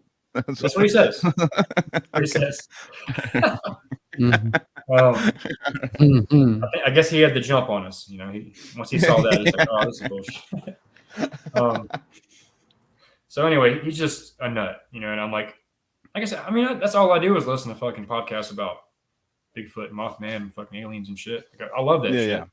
Cryptozoology is pretty the rad, government, chemtrails. No, people get obsessed. It's like an obsession. I've been seeing it. I mean, a lot of my friends have that, and they're just like they'll steer a conversation that just goes, oh yeah, blah blah, yeah, everything looks cool. It's a really fun time, but dude, it's because of the government. You're like, dude, come on. The only time I get excited is aliens and cryptozoology, like finding. Weird. It's a different world, but same time, same kind of thing, I guess. If the legislator doesn't trip you out like Bigfoot. No, that's boring as fuck, dude. Fucking chupacabras are way fucking cooler, dude. Way sicker, dude. All right. So, anywho, we're down in the basement. He's talking about his dad abusing him and this and that. And he starts doing barrel rolls, like judo style. And he every time he does it, he's like inches away from this fish tank. Oh, God, I know. Yeah. So he does it and he bangs the wall, and old boy's like painting a picture. He does a lot of like naked women and shit. So he has like a little. How big's the tank though? Because like people don't realize how much water is in a per tank. square foot of a tank. In my head, it looked like the Deuce Bigelow one. It was like huge. Like it covered the whole wall. The giant, like probably a saltwater tank that they got coral reefs and all that kind of shit in. So he does a barrel roll. He bangs the wall. He knocks over those little, like the little wooden guys that you for body. To get the body right, you bend the little wooden guy and you paint it. Oh yeah. I don't know what they're called. But anyway, he's doing a painting with that thing for reference, and he bangs the wall and it falls over, picks it up and like fucking sticks it back. I'm like, God damn it! Like he's not gonna notice that we did that. And he keeps talking about all this crazy shit, and he keeps rolling and shit. So basically, I'm not trying to drag this out too much. He does another roll, hits the tank, it sloshes, like straight up, like, because when you do that, it's like, oh shit, like it starts kind of doing, it gets involved. Started momentum, So it just, I was like, holy fuck, and it didn't fall. But you guys wanted it to fall, dude. He kept on rolling. If he rolled for a third time after this, no, you guys don't want to fall, dude. I don't even remember what happened after that. That was like no, he doesn't remember. There's a lot of nights about this guy that I don't remember because I just remember getting so mad that I was like blackout. Yeah. Let's go to bed, old pit. Like I said, this was day one, so it was a weird tour. So Jesse. This is a testament to his fortitude. he had to work. So we basically booked like Friday, Saturday, Sunday up to Milwaukee. He'd fucking go back to Minnesota. We go this weekend down to Illinois, and he'd Chicago, and like come back. So like it was like 4 weekends like that where he's like, you know, so it wasn't like a whole tour. We would I'm trying to remember how that worked exactly. Because we were as a band. So maybe we all came back, but basically in between those weekends, we're staying at this dude's house. And but I'm like with this dude Isaac like all the time. You know, if I go anywhere, he's there. So the shit's really escalating bad. So like the next day, we were supposed to. It was before we had jammed. You know, we're supposed to jam later. So we're killing time. We go to the park. We go to like a coffee shop or something. Because I don't know this guy really. And I tell him that they flew me out basically, and I was like making like $50 a show or something like that. And so he gets pissed because he flew himself out and he's not making any money, which is like, it is what it is, I guess. I don't know, but from that point on, he kind of had a vendetta about like, well, I need to be making money, you know. And it just kind of created a whole thing, which they don't want to pay the dude. He's fucking acting like a lunatic all the time. Plus, that wasn't the deal. He did volunteer. That was the difference. I was hired. He volunteered. That's why he didn't get paid. Maybe they should have gave him something. I don't know. But regardless, it was a recipe for disaster. So every weekend's getting worse and worse and worse. And we played CIM. He stormed off, punching shit. You know Brian from Syphilic? Oh yeah. I love Brian. Okay. Yeah, he's a nut. I don't know how well you know him. But Brian. You say cephalic, right? Not cephalic, syphilic. Okay, no, I don't know. I don't He know. also did vocals. I know Brian from cephalic. Right. I know him too. He was the singer for Mutilated and Gut Rot. Okay. So on the European tour that was Prophecy, the NRW Death Fest, Mutilated and Gut Rot played. That was their last show. That's when I met Brian. So I've known him for a while too. But anyway, he's kind of notoriously like the drunk guy at the fest. So he comes to us and he's like, "Yo, dude, your bass player is like fucking screaming, punching shit. His hands are bleeding. There's like little like bloody fist prints on shit everywhere." And we're about to go on, so we're just like, "God damn it!" So we're like getting ready to play, and he's not there. And he shows up the last minute, does his thing. He's a grind bass player that plays with the pick. So like, I never even heard the motherfucker play. Like, it just sounds like to me. And I'm a bass player now, and it's like I really care about tone and like hearing the notes clean. He's just kind of like a headbangs and back. I mean, yeah. But I guess he was good. But anyway, so the last show was in Nebraska, some weird like state like that. Didn't really matter, I guess. But it's the last show. Everything's been boiling over. They gave us a case of beer at the end of the show. So we go to the hotel room, and he's slamming them back, like bad. And this is all I remember. Like I said, this was the first episode on the Hired Gun. So Jesse kind of came in, and I started remembering more shit. But I remember he was sitting on the chair just like, and I mean, the dude's tough. He's a tough guy for sure. But he's looking at me, punching his hands. You know, you're lucky I like you. Or whatever. I'm like, what the fuck does that mean? He's like, you're lucky I like you, because or else or whatever. And I'm like, or else what? Or else. So I'm not talking. Anthony was talking about maximizing the story. Like, I fucking totally punked that dude. I don't feel like I was like, come on, motherfucker, or anything like that. But in my head, it was like I was about to fucking go. Like just say one fucking stupid thing, you know. And he's sitting down drunk, so I'm thinking about like side kicking him in the face and stomping him out and shit. Like I'm just kind of. So I don't even really know how. Like I know I kind of said something. Something was done. It was intense. He's trying to threaten you and like act like he's the tough guy here. You're lucky, dude. You're It's lucky. classic, You're a like, bitch, and you're lucky here. that I will. Yeah. I would hurt you if I didn't like you. And so, like, as to a person you're saying that to, you're like, what? Like, what? Why am I lucky? Like, why are you wanting to hurt me? What the fuck is the problem? Like, you know, it's especially like when he's a fucking drunk douche, and we've had like 50 experiences where it's like, dude, because when it first, a lot of it, sorry, jumbling my words.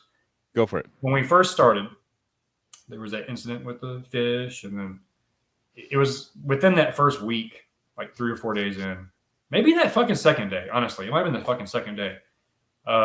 We have a laptop, and he keeps pulling up his shit. Like, hey, watch me do this, watch me do that. And I haven't checked my messages in like 4 days. So I'm kind of waiting. I'm being super patient. I'm letting them say all of his shit. I'm watching all of his stuff. So finally, it's my turn. I get the laptop. I start to log in. I think it was MySpace at the time. And then he's like, oh, yeah, I want to show you this base video or whatever. So I probably rolled my eyes, but I definitely wasn't like fucking – I didn't make a big stink about it. I didn't even say anything. I just was like, all right. And then he fucking – are you fucking serious, dude? Like, what the fuck are you talking about? It was kind of short-lived. He did that. I don't even know what I said, but it kind of stops. So then the next day we're at the practice room, and he's like, now there's a mediator, Scott. This motherfucker fucking – I don't even know what the fuck he said. Honestly, I just remember him pointing his finger in my face, making a big fucking deal over me rolling my eyes about the laptop. Like, this is – I've been stranded in Europe for days, and he's making a big thing about this. Like, it pissed me off. But I at the same time, I don't want to fight in Scott's house. And then what? Like, he flies home and bass player. And I'm trying to tough out the tour, But from that moment, I knew that it was possible we'd fight. So like there was a little. We'd always kind of like. I mean, it wasn't all bad. You know what I'm saying? Like we were living together in the same band. Like there were good moments, I guess. But by the time the whole you're lucky part, I mean, it was like I fucking hate this motherfucker. And I remember he passed out in the bathtub. When I first told the story on my Hard Gun podcast, I'm like, I blacked out. I don't fucking remember what happened. I do kind of remember now because that's when I got the call for Vital Remains. Like we got back home to Minnesota, and I think Scott wrote me, singer who's dead now. And then I remember I even told them, I'm like, hey, they asked me to try out, and they're like, they don't like Vital Remains. They like brutal death metal. So Jesse's kind of like, they suck or whatever. I'm like, kind of my favorite band. It's kind of like the building blocks of why we're here. It's fine. Yeah. So I wasn't also, oh, man, this is weird. Oh, I know what it is. Okay. So we played CIM, Vital Remains headlined. Cage, their old drummer, the young kid, he had played in Shreveport, so I was stoked to hang out with him again. But I saw that Tim Young was on drums, which is cool. So at that point, I'm like, oh, shit, they need a drummer again. So it was already in my head. Then we played in Kansas City. And, what's that guy's? Chris Wilson Chiefs. from Troglodyte. Sorry. What up? Kansas City Chiefs, motherfucker. Take the Super Bowl back. Yeah, you can't. You can't. All right. So we're in Kansas City. Yeah, let the banana give his love to the KC. And not our KC Howard, but Sorry, I apologize. That was my bad. KC as well. All right. So Chris Wilson, he's the guy who recorded the Unmerciful album. He's the drummer for Troglodyte. He's a great drummer. Well, he said that James was going to be their drummer, which would have been cool. I remember him talking James up, like, hey, if you need a band, someone to learn a bunch of shit quick, James is your guy. And like I remember being like, I'm that fucking guy. So I thought he was going to be the drummer. So then at the end of the tour, they reached out and said, hey, you want to try out? So that's the way that happened. But I didn't really think that I would, because honestly, I didn't think those drums were even real. I didn't think I wasn't sure if I could play it like quite like de-Christianized. But I went home and just going through all kinds of crazy shit. So after that tour, my dad was going through a rough spell with the drugs and wiped out my whole jammer. So like I come back, my drums are there, but like my guitar cab's gone, our PA's gone, my TV's gone, my computer's gone, all my shit's gone. So this is like the roughest me and my dad have ever been. Yeah. So dealing with all that, and that's some friends like give me like a new TV, DVD player, a couple things to get me by. And then the next day, one of his little crackhead dudes kicked my door in and steal my drums and all my other shit. So now I'm like really fucked up. Yeah. And my dad's like 120 pounds now. He's skinny as fuck. I could just like break him in half. But my grandma's there and she's crying. Big dramatic thing. So that's when they asked me again, like, hey, you gonna try out? And I'm like, man, I don't have drums. Going through some shit. They're like, we have our own drums. We just need somebody to relocate. And I was like, fuck, this is perfect. And like that's happened to me throughout life several times where it's like, where is this gonna fucking go? And it's like, hey, your favorite band wants to whatever. So yeah, lowest point in life back home. Take you out of the fucking shit and put you in a different place. Yeah, I moved to Rhode Island, joined by the Remains. Borrowed my brother's drums and this and that to make the tryout video for Icons, and then went there. So I get there, and so the bass player doesn't live there. They've been hiring lead guitar players. Scott, the singer, Tony butts heads with everybody, you know. So he's talking shit about Scott like the whole fucking time. And I'm like, because I'm still in the point of like, when I joined a band, now we're like brothers. We're supposed to be like best friends now. It's like I joined the band, he's just talking mad shit like constantly. And it's that New England, you know, they're just kind of assholes to begin with. But I remember asking him, so I guess you don't like Scott, and he kind of like, oh no, he's all right. But that boiled over as well. But anyway, the point being, he wants to jam Icons of Evil with just me and him, rhythm guitar. And like, until that moment, I'm like, I don't know if I can play this shit without the leads and the vocals going and shit. 10-minute song of just like, the shit that he's doing is not why people like Vital Remains. He'll tell you different. He said he wrote every goddamn thing. He did. But so, I kind of come in, whatever. But after like the third minute, I don't know if this is the 57th time I've played that, part or the 87th. I'm like, I know that's gotta be so hard. No, like with such a band that plays, its songs are so long that you're just like, but you have to just pedal to the metal, and you don't know shit. Is this like the third time for this, or is this the sixth time? Like, was it changing here? Like, what the fuck's happening? That must scare the shit out of me. Dechristenize, that song is 2 songs put together. It's like pretty much we're gonna play a song and then we'll play Have a the exact same song melodic right next to it and call it an 8-minute song. Well, just being playing that fast though. Sorry, I'm clicking on people everywhere. But just playing that fast, and having that kind of a long of a song, even with a slow tempoed song, I'll just get in the groove. Like if I'm just fucking around jamming, I'll be like, oh shit, where am I? Am I I know it's changing on the 12th time, or what's going? Is it your brain starts kind of getting in this chill spot where you're just, especially for you, Eddie, you're going, a million miles a minute, and then you have to also go oh, okay, all right. Oh, is this the melodic part? Okay, here it is. that. Happen. Yeah, I bet that would scare the shit out of me, dude. There were several distraction. Several moments where I'm like at a huge show, and I'm like, oh, that wasn't that part, and then now all I hear is because that's the thing about being a drummer is it's so loud. Yeah, you're already hearing all this fucking bass waves and shit. And once did you ever use clicks at all? Did you ever use clicks? I was in Gore Pig. I don't know if you're familiar, but they're really kind of blowing up right now. Up until 2 weeks ago.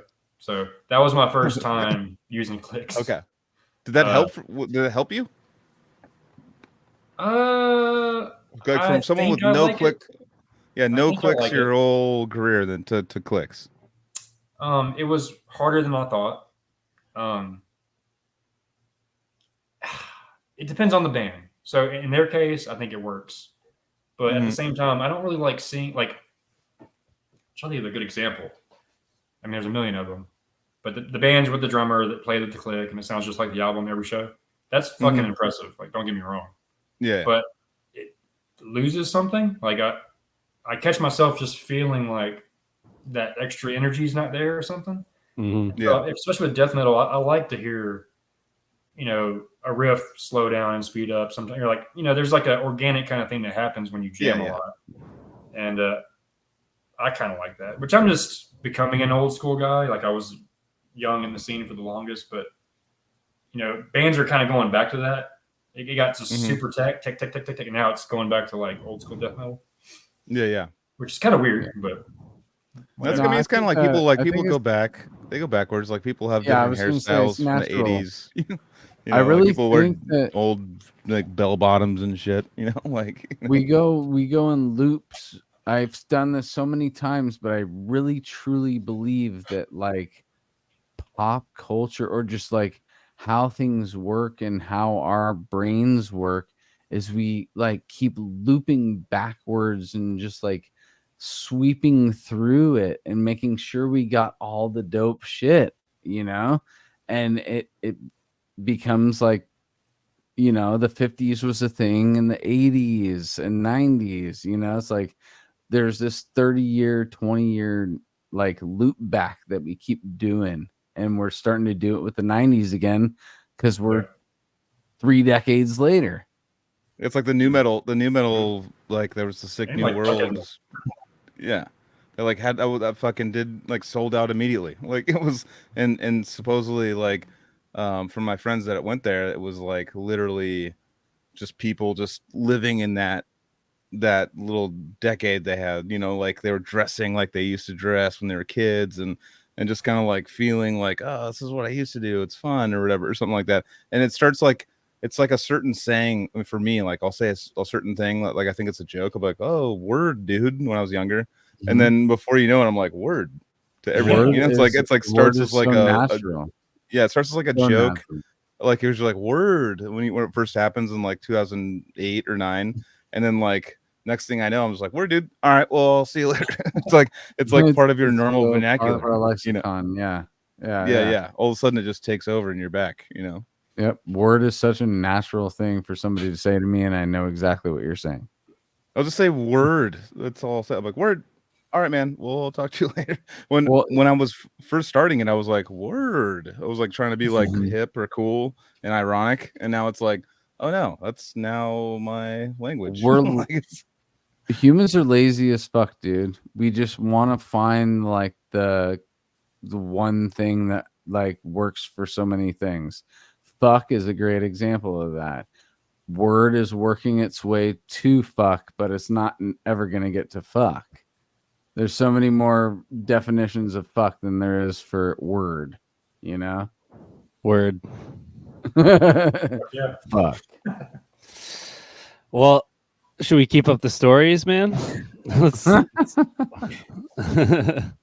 just keep it on me, dude. Just do the rest of the show where you're just looking at me while I'm drinking.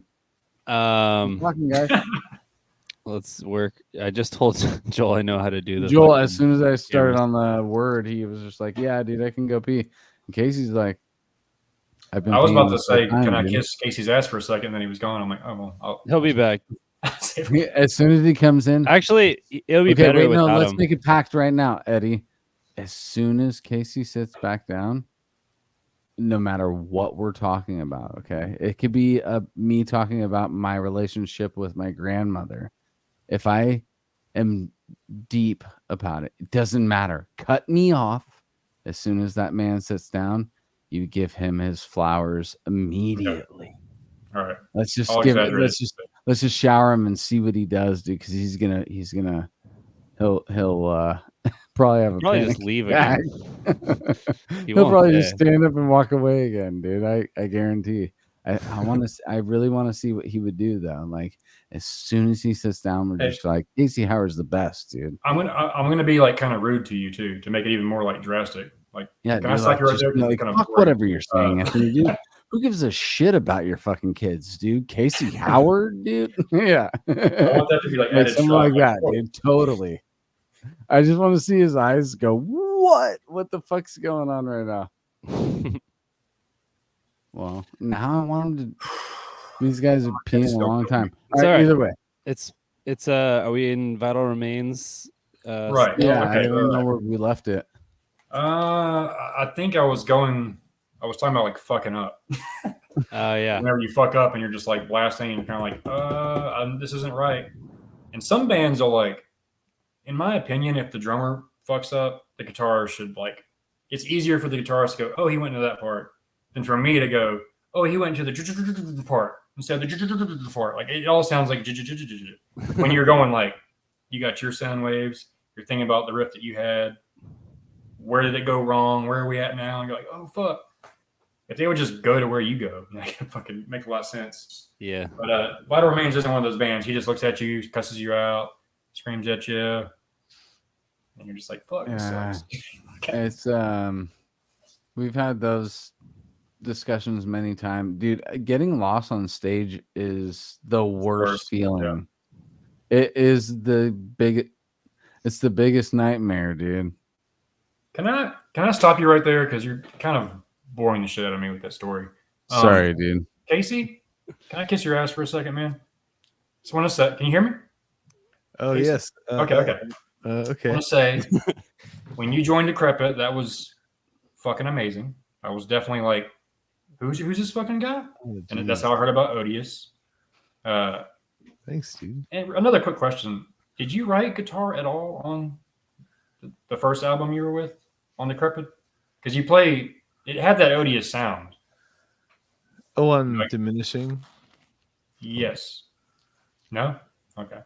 Which one, Joseph? Yes. No? Yes, Diminishing. The first one you performed on.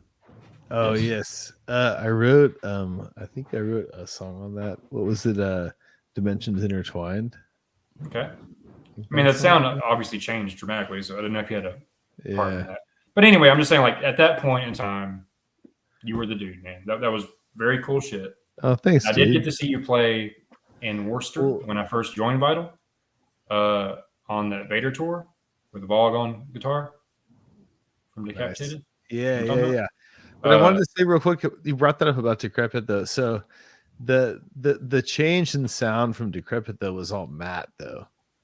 Okay. Like that was Matt's, like, I'm influence. And it was like his vision. It was cool. It was like, that was his whole deal.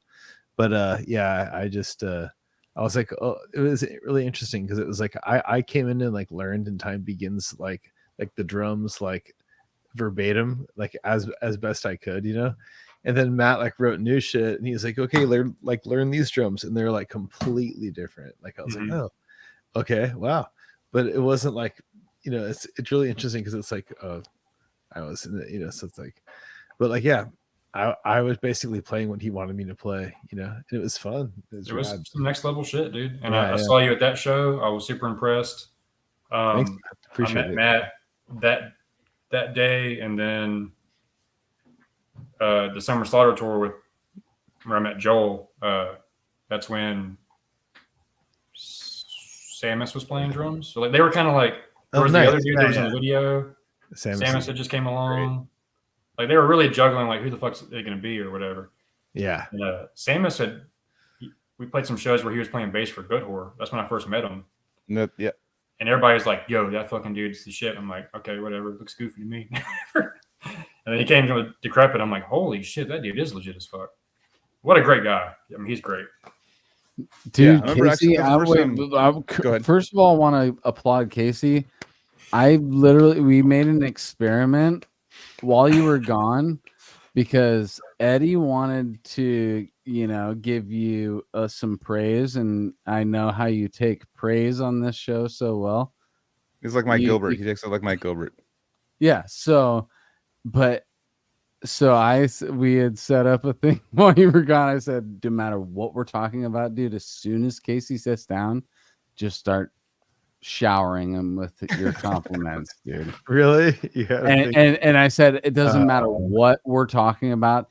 If I'm talking about my kids, just tell me to shut the fuck up about my kids or whatever. I heard you praise me. And actually, Eddie did it very naturally, dude. And I don't remember how it went down, but I love how it went down. It came out very natural, and he's like, shut up, whatever you're talking about is boring, dude. So Casey, no, I was kind of like, what's going on right now? That was the point too, was to make you like throw it off. Yeah. Dude, it all laid out perfect for the listeners and watchers, dude. I wanted that to happen. And actually, Casey, no, you handled it as well as I've ever seen you do on this show, dude. So I don't even remember what I said. Yeah, I'll give you. You're a fucking badass, dude. We've always wanted you to know that, and you just got another. He's like, yeah. So how injection of it. All right. The other thing I was going to say was talking to Matt about like what happened with Casey. It was like he said that you just felt like you weren't keeping up with the drummers at the time or something. Plus, you wanted to teach, which clearly you did. And I teach drums too now also. So, which is great. I love doing it. But yeah, I just remember him telling me that and just being like, dude, how can he not think that he's like keeping up with everybody?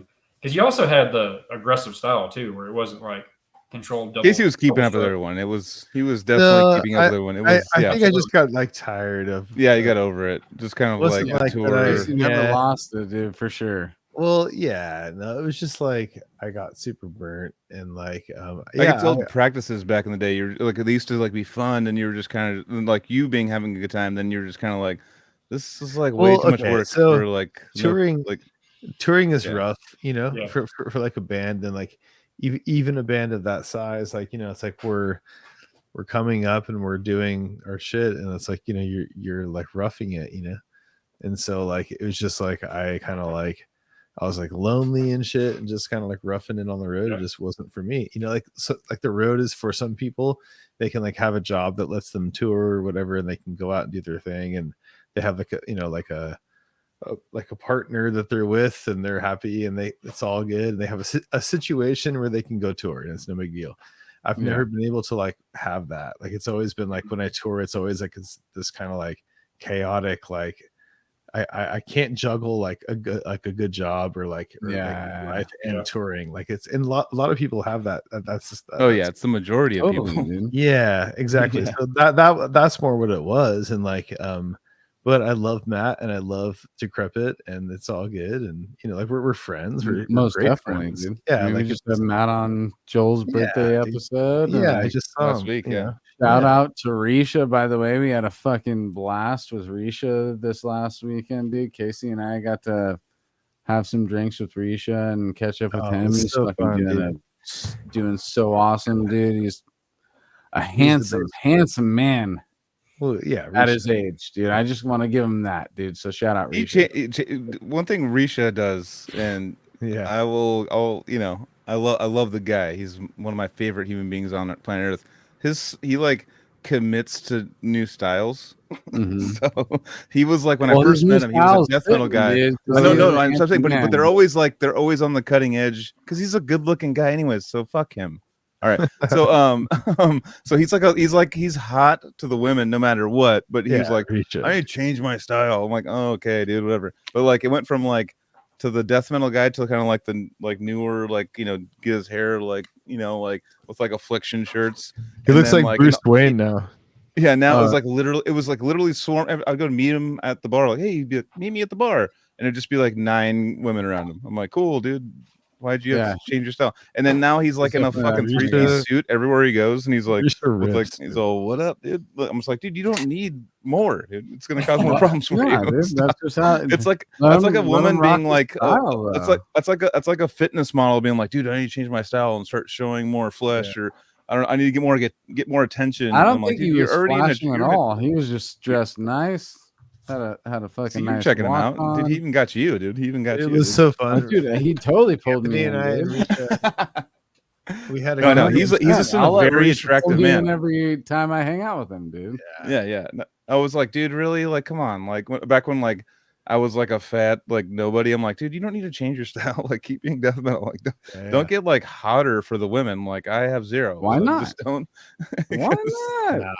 No, I Risha. mean, when you have 0, then kind of when you're a kid and you don't have any confidence, and then the guy around you is like, oh, cool, dude, I got 9 over here. Sorry about the 0. So Risha played bass in Decrepit up until what year? What was like 2007 and then you took over or 8.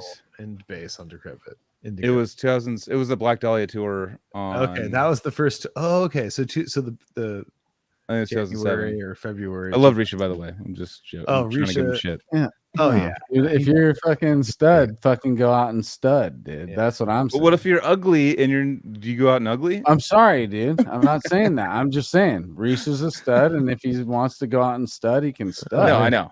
That's No, all he's I'm been saying. like, it's like if you were a chick, he's like one of those No, chicks he's that the like had stallion, his tits dude. out all the time, and like they're all like, and you're another chick going like, fuck that bitch. You know, those kind of like, I wasn't like that, but like you're it's so similar. far into this, dude. Can't we just be like, oh, dude, he's a handsome man. He can go fucking. It's like Reach flaunting is his like- camp penis, yeah, dude. That's it's it. Of course. I'm it's just trying to be like funny. That was a re- funny bit. But you re- fucking I ruined it. know, but then he turned Comedy into an ruiner. argument, like, no.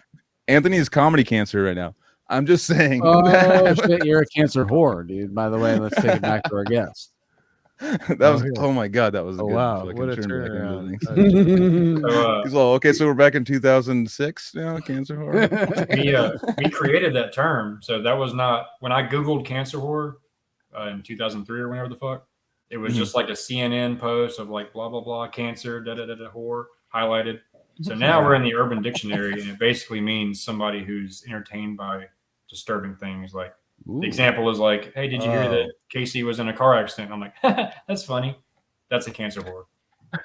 Casey. So It's we like created- for me, cancer horror. we created a Cancer horror would be like the people that there's those people that fake having cancer or something to get a GoFundMe going. Have you heard of those people? Right. They're like, oh, dude, I'm sick, and GoFundMe, and they get like $20,000, and they're like, yeah, and then they find out they don't have cancer. They're just like, You just should have to milking that like to get money. It's like to me, if You I were to should make it up now, that would be a cancer horror. I think a horrible, terrible Horrible. a joke. Like if you actually you have cancer, you should have like a cancer code, and so it's like sorry. Dude. What's it? What's the? No, keep it going. I love it. I love it. 'cause we Like, don't it's know- gonna be terrible. good. Explain it It's now. the You worst brought up joke the of all time. It's Cancer not even But a joke. you brought up the concept of a No, like cancer for- code, for so like- now I got to know what it is. It's so bad. I'm such a Pardon dumb. me? Let's hear Pardon I me? hate myself for Speak up. even starting. Speak up. Never mind. Dude, only like Well, 50 well, for I people mean, listen to for this. I don't like the word cancer much. Like that's why the band cancer. I'm just like bummer. But if it's like Yeah. cancer or something else, then I'm like, You all don't right, wanna well, wear I can that get down with shirt. that. Dude, But if that it's like name if it's just with like the logo, cancer, I'm just you're like, just like- dude, that name hurt cancer's us sick. tremendously. I mean, it was Cancer because horror of is the true really emotion cool. that we Yeah. stuck with it. Yeah. And it was like Yeah, yeah. anytime I told anybody, it was like, whoa. And it actually formed from my guitarist when he was in middle school. There was, and this is a fucked up story, I'm sorry. But this girl had Bring cancer it. and like had a crush on him. So his friends got everyone together and voted on the best couple for the school newspaper. So everybody's picking on him and shit. And he's in the cafeteria and he's basically like, say it isn't true or whatever. And I guess he was going along. I don't know how it went. Basically, he stood up and said, shut up, you fucking cancer whore, in front of the whole school. So that story kind of always like resonated. That's then not we're as like- bad as I thought, because I thought you were gonna be like, there was this whore, she had cancer, but she I had mean, to pay there's- for the cancer All right. like bills with whoring and all that kind of stuff. Yeah. There's been many theories over the years. That's the real one.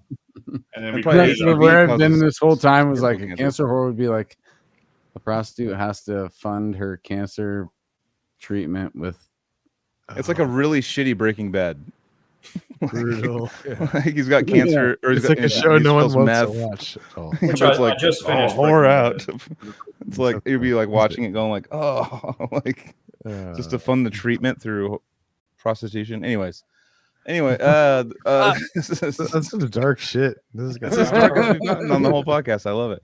Well, first of all, these jokes are we tell jokes. we're good, Casey. Yeah. Everything the Yeah. world is fine, everybody's fine, we're all good. Death metal is like a world of Yeah, like just that's put what one thing about a lot of people don't understand with I mean that aren't into death metals. Like when we were younger, it was just trying to like gross each other out with like because the music was gross, so we're just like, Right. oh Yeah. dude, it's called like undulating piss, fucking like AIDS. And you're just like, and you'd be like, whoa, dude, this shit must be brutal. But like when people just like they're listening to like pop music and like undulating piss AIDS, like what the It's just so fuck is funny wrong how with you? much It's like, empathy is involved in this extreme style of music that we play. it's like a 'cause, big inside it's joke like, with everyone. oh dude, and I'm like the same way. I'm like, I don't want to like offend anybody, blah, blah, blah. But at the same time, it's just like, dude, we fucking play like such an extreme, aggressive style But of it's like music. there's smiles though with it, and then there's fun with it. That's why I think Yeah. that like, when you Yeah, get more as long as gory you- and stuff, it's like Yeah. it's kind of funny between you're when you see like you're on tour with bands or something, you're just like look at their record, you're like, damn, dude, that's Yeah. like your reaction. It's not like what the fuck? It's more like, oh shit, like you guys are going hard, you know. So that's you have to get into that genre to even understand it. Yeah, And like, it's interesting that like it becomes so easy for me to just and like. again, when I I'll was just just saying that, I was like, no, I actually do. I'll take offending people over like well, other things as well. but I've like weighed that against that too. it's okay to like laugh I'll at like take the L. crazy fucked up shit and just be like, well, like a horror movie, you know. It doesn't mean you're like, yeah, we should go out and like do we that. should do this. Yeah, it's like, you know, you're just like, well, you're entertained, you know. It's like I don't know. am the type of guy that grasps is you. like, Yeah, I'll like, say the more offensive thing for a laugh though too when I'm around a certain amount of people. You know, like Yeah. there was definitely offensive things that were said last weekend that I remember. I don't know if you guys remember on the but pod or don't. just the party. No, at the engagement party. Oh, okay. my beautiful engagement whatever. party. Yeah, whatever. No, it was fine. You guys were just No, like but it was dropping all in bombs. good fun. It was all in good fun. No, I'm not saying anything crazy. Well, it's like I'm just saying, shocking. It's like shocking. It's funny. You talk when there's no microphone in front of your mouth and you're not putting it out in front of the internet, the whole world. You might say a little more racy or Well, it's stuff. like I think getting older, you start realizing, like, I mean, should I be wearing an amputated genital shirt in front of my 9-year-old? I know, dude. That's what I'm saying, dude. Like, Yeah, dude's you wearing realize- amputated And they can't read it genital anyway. shirt, and we're dancing around what we talk about outside. Well, it's also, of it's the our show, specific sense of humor. It's like of trying to like. It also comes from the comedians we love. Like, I mean, just dude, dropping a bomb and just being like, oh fuck. But if it's between like you're just hanging out and you say it, it's like not. There's like the moms right there that you're making fun of, or you know, or the grandma, or you say something terrible, but it's like a little joke where you're just like, Jesus, dude. Like, it's like, not only that, you know, dude, it's funny because I know you, but it wouldn't be funny if like you just went up to a stranger and you're just like, it's like Right. drop a bomb on something. We're And talking. they're like, Sorry, I don't mean to cut you off. I'm just like finishing this thought, which is like the 90s and the nostalgia and the parental advisory and all that shit was like, oh, you can't fucking say this is this and that. And now we're at that again, dude. But it's just like we all say certain things. Like there's so many like lines we're crossing with death metal. Like, and then we like are dancing around it because like, dude, even like YMH or all these other podcasts that are going on within a certain amount of time of starting the podcast, they can't say X amount of things. You can't say RAP with a E at the end. You can't say you know, things that were ever related to those words. I watch a lot of like criminal podcasts or criminal shows and stuff, and they're like, they'll blank out sex, and they'll blank out many like podcasts things and are stuff now because they don't want. They're scared about the future, though. themselves They're scared about the future, though. They're scared because about what's going to come in the future. algorithm and Yeah. because of all these things that are just like set into play now, that when certain words are said within a certain amount of time or this and that, like there's so much paranoia now. And That's what's cool about death metal, though. Going back to what your main point probably is like, well, death metal, like especially like the gore grind and shit, it's just like fucking puke genital, fucking fart, pussy, piss. it's like it's just trying to get like all the words out in one song name, like, just like giant fucking fetus with kill your mother, rape your dog. I was trying to spell that word out earlier, but I'm going to say it: kill your mother, rape your dog. I remember, what kind of views are we looking for on this? Well, that was that was the funny part about it. Was just like the worst two things you could say in a song. It's like, just like kill your mother, rape your dog. Every single person. But I hear that and I'm like, oh yeah, that's a sick song. That's a sick song. Loves their mother, and they would never rape their dog. You know, never. So, even like recently. So my Nightspake, we got the label on the thing. That's my current black metal band that I'm fucking with. We're just now kind of getting started. They've been around forever, but we kind of revamped the band. But we just played the Good Horror I Hate God run that they had. So like I teach drums now, and it's like my first big show kind of since people knew who I am around here and stuff. And it's like yeah, you should come see band. I hate God and Goat Whore. It's like, fuck. I know. It's like those are two band Yeah. names to me. Yeah. They aren't statements to me at all. Like if you tell that to random people, like it's like I hate God and Goat Whore. They're just like When I they're hear like what Goat the Whore, fuck? I'm I like, mean, like oh, those are dude, two I'm gonna bands. Yeah, I know see the bands. Ben from Soylent Green's black metal band. You know, Yeah, yeah. that's how it was originally. I was like, oh shit, Goat Whore, Ben from Soylent Oh, Green. yeah. and But I mean, like, fucking- Yeah. I'm talking about like people that teach and shit. And it's like random. Yeah, yeah. somewhat You're wearing normal a people. Goat Whore shirt or like a fucking like They still a can. dying fetus. I mean, even with Osa, my fiance, like we went to a dying fetus show with, and she's all dying fetus. Like, yeah, and I was like, yeah, it's a fucking sick like heavy band. Oh yeah, it's death the metal. name. Like, You They're don't like the it's epitome not. of the like. name. It's not. The name doesn't hit with us like it does. Yeah, with I remember the seeing when I was a kid. I was at I Outriders. was Yeah. year 2002 or 1, maybe 2000. I went to an Ozfest and I was like Soulfly was playing or something. And I remember seeing a dude stand in the pit with a dying fetus shirt on. I knew who they were, but a guy with that shirt on to me was like, "Damn, you wear that in public? You're That's so fucking nuts. hardcore, You bro." are out of your fucking mind." He's like a buff dude with a dying fetus shirt on. I was like, Yeah. I am staying the fuck away from that guy. It's like, which kind of like for dudes, we're just kind of like, all right, well, it's tough. You know, like Yeah. it's kind of like a guess- but- toughness.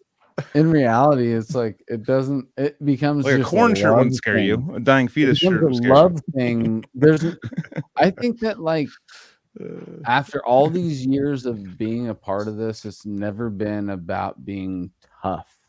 Yeah, shut the It's fuck been up. When you're a about kid. falling in love. I've fallen in love with so About many bands. Oh my dude. god, I you're know, so full of I know shit. I'm being so fucking. When you were a kid, you're falling in love, and you didn't think anything I that was we heard falling in was love tough? with all. I fell in love with Spawn of With a Possession. dying I fetus? fell in love with Psychross. And they just come Yeah. a day and Kill your night. mother, rape your dog. You're just like, I fell in love when I heard that like song. literally, it was like Yeah, yeah, totally. I fell in love with Kill Your Mother, Rape Your Dog. No, you didn't. I You're like, really that's did, that's dude. hard as It's like- shit, dude. We all felt I mean, if you guys think about it, when you fall in love with a chick, you only think about her. When you fall in love with death metal, you only think about death metal, dude. Well, no, I know that's what I'm saying. It's like you need It, that. it You need that doesn't walking matter into if the you thing. have a chick during those times. You have your homies and you have the music. It's nerd shit, but at the same time, it's true. We were in love with something. No, I mean that's kind of what's weird to me is with the Cancer Horse stuff. Like those guys were there when I got inspired to be a death metal dude or whatever, but then they dropped off, and like you just see everyone kind of dropping off. It's like y'all not still feel the fucking like, was that bullshit? Like how could you Yeah. feel that? Like we're talking about when we saw Origin the first time, or like first time I saw Derek Roddy with Hate Eternal. It's like, dude, that was a big fucking moment for me. Yeah, yeah. And Super big. it resonated. Like I was different from that Yes. point on. Yes. So then I see everybody else like, well, I got a girlfriend now. I'm just fucking not into it. It's just kind of like, man, you suck. I mean, now if you're older, but I'm talking about like motherfuckers when they're 23 being like, I'm done. Yeah. nah. It's like, oh, she doesn't like it, so I'm done. It's like, At That's that fine. I prime mean- time, I think chicks were still important, but death metal actually was above This is chicks at that time. big right here too. This is like, it's kind of like even what's it called? This comment from Ian. It's like it doesn't mean dying fetus. It's like as soon as we're born, that's why they came with the name, that they become a dying fetus. It's not like an actual fetus Yeah. that they want to die. It's like a name. And same with even Decrepit Birth, with talking to Bill and stuff, being in that band for a while, and talking to Matt. It's like same concept, just like it's like about the world around you kind of dying. It's like Dying. it's actually kind of the same thing. actually. Dying you- fetus. Dying fetus like- is the opposite of decrepit birth. well, Oh, decrepit birth is like yeah. being born old, dude. Well, there was just, I mean, I think that's what Matt told me, and when he like came up with the name, was like it's just like born into a world, and where the world is dying. So it's like a birth in which like it's decrepit. You get here and you're like, it's like a planet that's Sorry. dying or something. Like it's not Falling like apart. a decrepit, like a shitty birth. It's not like trying to be like The some fucking shitty birth I or don't a know. dying fetus. Benjamin Button. That'll- Yeah, exactly. It could be like that. It could totally be like Benjamin Button. But I see it the way that Joel just put it out. Like you're born into something that's already decrepit and That's all it withering is. away. But you can all. I don't look at. We're the best time We're the best, humanity has man. ever seen, dude. We're not withering away yet. I think we're still. I know it's like we're on the exponential increase, but eventually we're gonna hit a fucking ceiling, and then things are gonna either completely stop when we hit it, or it's gonna dwindle away after that. No, I know. I And mean, we'll I just think be it's another civilization that happened on this planet. You know? Yeah. I just think like when they came up with it, it wasn't. I mean, it sounds brutal, but the meaning behind it, like if you were to tell it to the name to someone, that it's kind of just like. I know, dude. We're getting older every sentence, dude. I know. Fucking- Exponentially, I I did get know. older while saying that sentence. Dude, I'm Gene. 39 Correct. now. Sorry to anyone that's older, but Oh, I am geez. 39. Joel, you're a and- baby. Shit, I'm still You're a 38. dude. baby. I know. 27 in 2 weeks. So it means I'm Youngest, your senior, youngest. so shush when I talk to you. Shush. I was I'm your senior. there. Sorry, I'm shushing. Oh, I was there.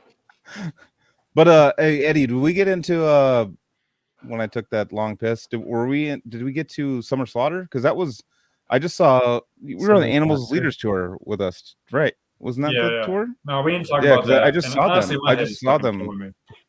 No, I just saw. Oh fuck, got the. Okay, we'll wrap it up pretty soon. So I just saw Animals Leaders play with Dream Theater in Devon Townsend at a sold out humongous show, and I remember like it was like Vital Remains, Animals as Leaders, Carnifex, and like and then Decrepit. But like I remember going up to the Animals because they were just practicing the whole time, and you saw that in the jam room. They were just like constantly practicing. Yep. I was just telling them like, dude, you guys are gonna be headlining this in like a year or two because everyone was there to see them. How did you, just to kind of wrap things up, because I know migraines fucking suck. How was that tour for you? How was that on the perspective of your other tours? Okay. As far as the animals thing, it kind of bothered me the way, and it's not Tosin's fault, but like the way everyone just like idolized him. Like he'd be in the back shredding, and everybody's just like, "You're the god, dude." He'd be like the whole. He's great, but I was like, "Damn, just chill out." But They'd practice for like 8 hours though. They'd practice like insane. the whole time. Yeah, it never stopped. So you mentioned the first day of school. You were talking about some shit earlier, like an hour ago. Yeah. And it brought me back to Summer Slaughter because, so we're in New England. We had a shitty headlining tour all the way to, I think it started in Seattle, that tour. So we had like a 10-day run of just like bad shows. And like I remember finally getting there and just being so stoked. Like all the people. San Diego was the first show, right? San Diego, I think it was the first Summer Slaughter show. Was it San Diego? Yeah, I think it was at the Soma. Because I remember being freaked out and having like toast and everyone like, all right, fucking do your you would know. stuff. That's your head over there. So. But yeah, that I remember basically meeting you, the guys in Cephalic, all the weed heads. Basically, it was like me, Decrepit, Cephalic, and then everybody else is kind of like that was our group. Yeah, and I was like hiding every time, like I wasn't allowed to smoke and stuff. But at that point, I was like, man, fuck it. I play better when I smoke. Yeah, so I just sneak off. And Lenzig actually named me Machete Eddy on that tour.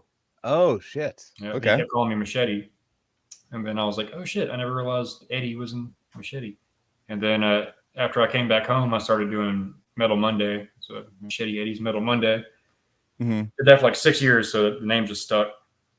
But yeah, I got that from him. Kind of cool. Damn. I don't know if he knows that or not. But.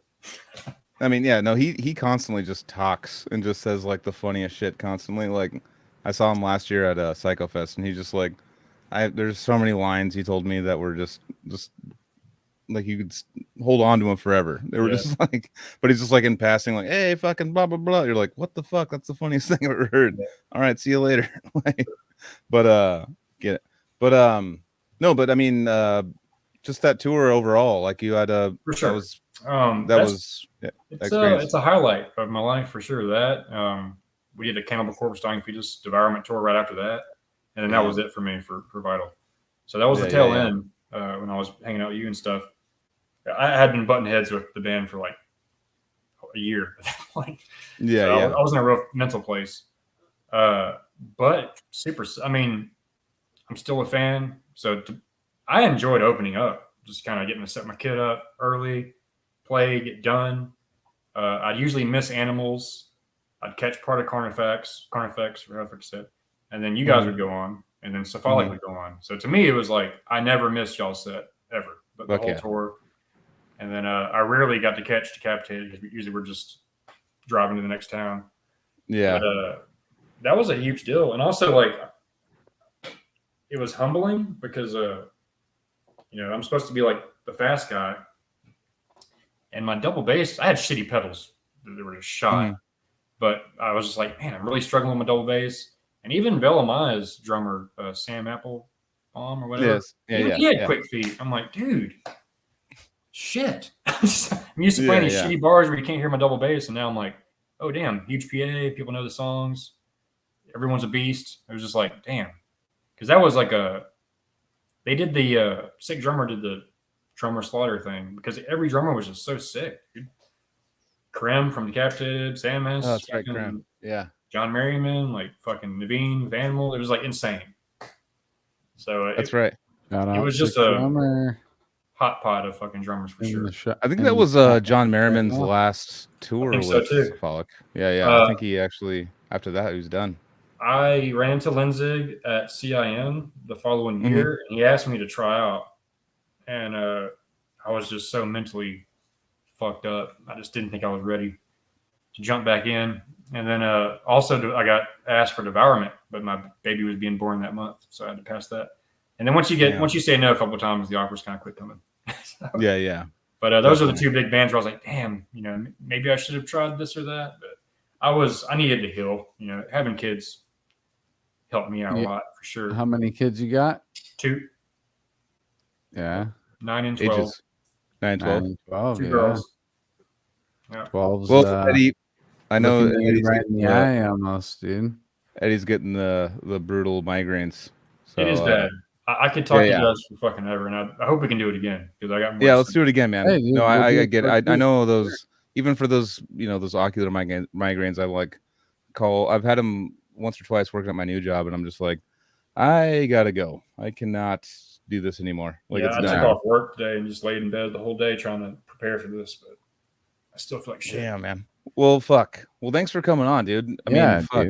Dude. Thank you guys, man. Had such a great time touring with you, and you were fucking always cool, and we always got along, and you always fucking. Actually, to be honest with you, what I remember about Summer Slaughter to kind of wrap this up is, I remember like fucking you getting like a ton of people around you. People were like, oh, what? Like people were like, damn, fuck yeah. Like people like knew who you were, and that's a testament to you because I had no idea who you were. I was like, who the fuck is this guy? I was like, this guy, like literally every show you'd have people just going like, what the fuck? Like people were like into you. There was like a fanboy shit with you. I think I'm like the most popular, not famous drummer because I was on like no albums. I was always the live guy. So I was getting around and I was being social and I never drove. So I'll just sleep, get to the venue, look for weed and just be the cool guy. That's really that Pantera lifestyle, like the Vulgar videos. You're just, yeah, man, I'm just a cool guy hanging out. The vibe, like you're just, and I was living it at that time. I mean, I was living out of a suitcase. I didn't have anything else. So I mean, it was I didn't know that was going to be the plateau. It kind of ended up being, but hey, well, we'll see, man. I mean, I know that you have kids and stuff, so I don't know if you can like really. I mean, unless the band paid enough. I have some offers. This year has been kind of a rejuvenation for me. Like I moved to a new city, started my YouTube channel. Keep that going, dude. Yeah, I am, and I'm doing it for the love of it. I have those moments where I'm like, man, it's hard to get views or whatever. But we'll set up the Twitch thing, man. You should do a live thing where you're playing drums and people are watching you and talking to you and stuff. And that's Jesus. That's so many showcase your talents. Yeah, and a lot of people, they'll make a lot of good money just like hanging out and people give them tips or whatever. And they're, what do you want me to play? Play this, and you play it, and people are like, fuck yeah, and give you like a little tip. It's kind of a cool avenue especially for you because a lot of people know you. So I'm like, and you can joke around and have your personality on there too. Considered it just from you guys starting to do it. I was unaware of Twitch really until I saw you guys doing it. But Yeah, hit up Ian. Ian yeah. will help you. Could do a little start off with Sick Drummer or something, and then like get your channel off, like launched off and stuff, and then I mean, since Ian's watching, yeah, honestly, I've been doing more videos of other bands lately. If you go to my YouTube channel, it's kind of like flooded with other bands. yeah, So I can probably send him some cool shit. cool. Maybe I'll you guys just get in touch. email them, not necessarily of me, but of just like Through the Eyes of the Dead just came through. I got the audio board mix from it with sick drum footage, and Oh yeah, I'm getting to know the sound guys around town. So now I'm like getting good audio for my shit. So I'm pretty sure I can send him some decent stuff too. well, cool, man. I feel like you with the family and stuff, that'd be a cool outlet to play music. You know, there's Robin we just talked to in Australia, who you know we toured with when he was with Amenta, and he did Augury as well. Like he learned the songs in a day, and then had to tour because like their drummer couldn't make it, and had to like he found out he could learn songs really quick and just started doing that. His name's Robin Stone. Oh, I know, dude. He is sick, dude. No. We best. toured with him back in the day, and like he was just the drummer of Amenta, and then I saw that tour. Yeah, and he flew down, and then all of a sudden, like the Augury guy was like, "I can't make it," and he's like, "Well, these guys are my ride. Like Augury is part of my ride, so I'm gonna learn the songs." And learned like literally. I don't think there was maybe one day off from Augury, and he learned all the songs in that time, their whole set, and then he just did it, and because he knew that was, and then he was like, "Oh, I have a talent for like learning music," and then just started recording for bands that are hitting him up. So it's like there's cool ways to make music, especially if you have a family and stuff. If you're like committed to it and you want to do it, there's a lot of things that have opened my eyes with this podcast of like people that have found an outlet besides touring that you can like be around your family and still blast your ass off. So. I don't know. There's a bunch of stuff out there, but again, dude, I know, I feel your pain right now. I can tell in your face. I can see it. Dude, let's wrap this up, so guys. We're all tired. We need to go to bed. We're old men. Yeah. All right. Fucking Battle Forge coffee. Battle Forge coffee.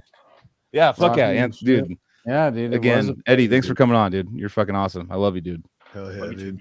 I'm wearing that comfy t-shirt that I was talking about last week, dude. It's very comfortable. I'm gonna go to sleep. You know what? Maybe next payday I should get me a goddamn Battle Forge. I mean, dude, it's a good. It's about time. Like we should start being like our endorsement should be just like we should send a bag to the guy that's on the podcast. That should be your endorsement. Start today. Sick. Yeah, some coffee. I did have the Cannibal Corpse has some coffee. They do. Cannibals had. Oh no, Archaic's got coffee too. Either way, dude, Battle Forge coffee is good shit, dude. And CaliDeathPodcast.BigCartel.com. I got it out. That's where you get our t-shirts. Also, Generator Rehearsal Studios. We missed that in the beginning. Fucking forgot that one in the beginning again, dude. God damn it. Oh, we got Oceanside, right? Studios. Oh, he's got it on his boob right there. I already did the thing in the beginning. Cool. Oh, you did? Okay. I snuck it Sorry, in there. dude. Little side swipe. Casey's like, dude, I promoted. He's a stole. It's a secret promotion. Ben doesn't care. It doesn't matter. All right, but get merch and stuff. Cali Death Podcast, Big Cartel. Follow us. Go to Twitch. Go to all the cool places that everybody think is cool. Machete Eddy, Eddie Hoffman. Go follow him if you aren't. Okay, Eddie Hoffman. You do drum? Do you do remote drum lessons, or you just do in person? I haven't done that yet. It seems that'd be difficult. Yeah. Touch base on that real quick. So basically, like Guitar Center, they let me do my own curriculum.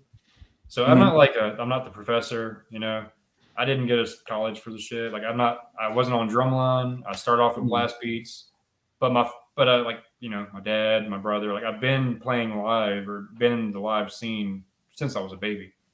So basically that's what I just teach them like Bulls on Parade. I got a couple like easy drum fills but I play bass with them. Everything I teach, I play with them. And I think you do the same thing. To feel the rhythm with them. Yeah, it's important. That's cool. And I've had students that have been taking lessons for like a year and they had never looped a beat. They just read dun dun dun dun dun dun done. Boom boom boom cat boom boom done. I'm like, dude, you gotta fucking loop them. Mhm. Get the fuck Yeah, it's all one But- bar. Blah, blah, blah, done. But dude, it's like a That's drug amazing. seeing these little like skinny white kids. They're just nerdy. Like I don't know anything about drums, and then 30 minutes later they're leaving. Like whoa, that was the shit. Like it's such a Yeah. good feeling, and they always leave Yeah. with the shit. And it's just, I love new students, man. It's like my favorite fucking thing. Hell yeah. So it Well, really cool, has man. I become think a maybe you should. I mean, two things for you. I would say the Twitch thing, and then if you get like a cool camera setup, there's a lot of drummers that we've talked to that do remote lessons and stuff. You can figure out a cool way to do that and do like some tests with people that Yeah. are local to see if it like sounds good, for sure. and then just like fucking that'd be rad, dude. I feel like you I'm got the skills. Might as well just fucking show them off or I'm help slowly people. growing my shit. Yeah, I yeah. have like an easy what I tell dumb with my- down recording setup, and it's time to fucking upgrade. Yeah, yeah. Well, fuck yeah, Yeah. brother.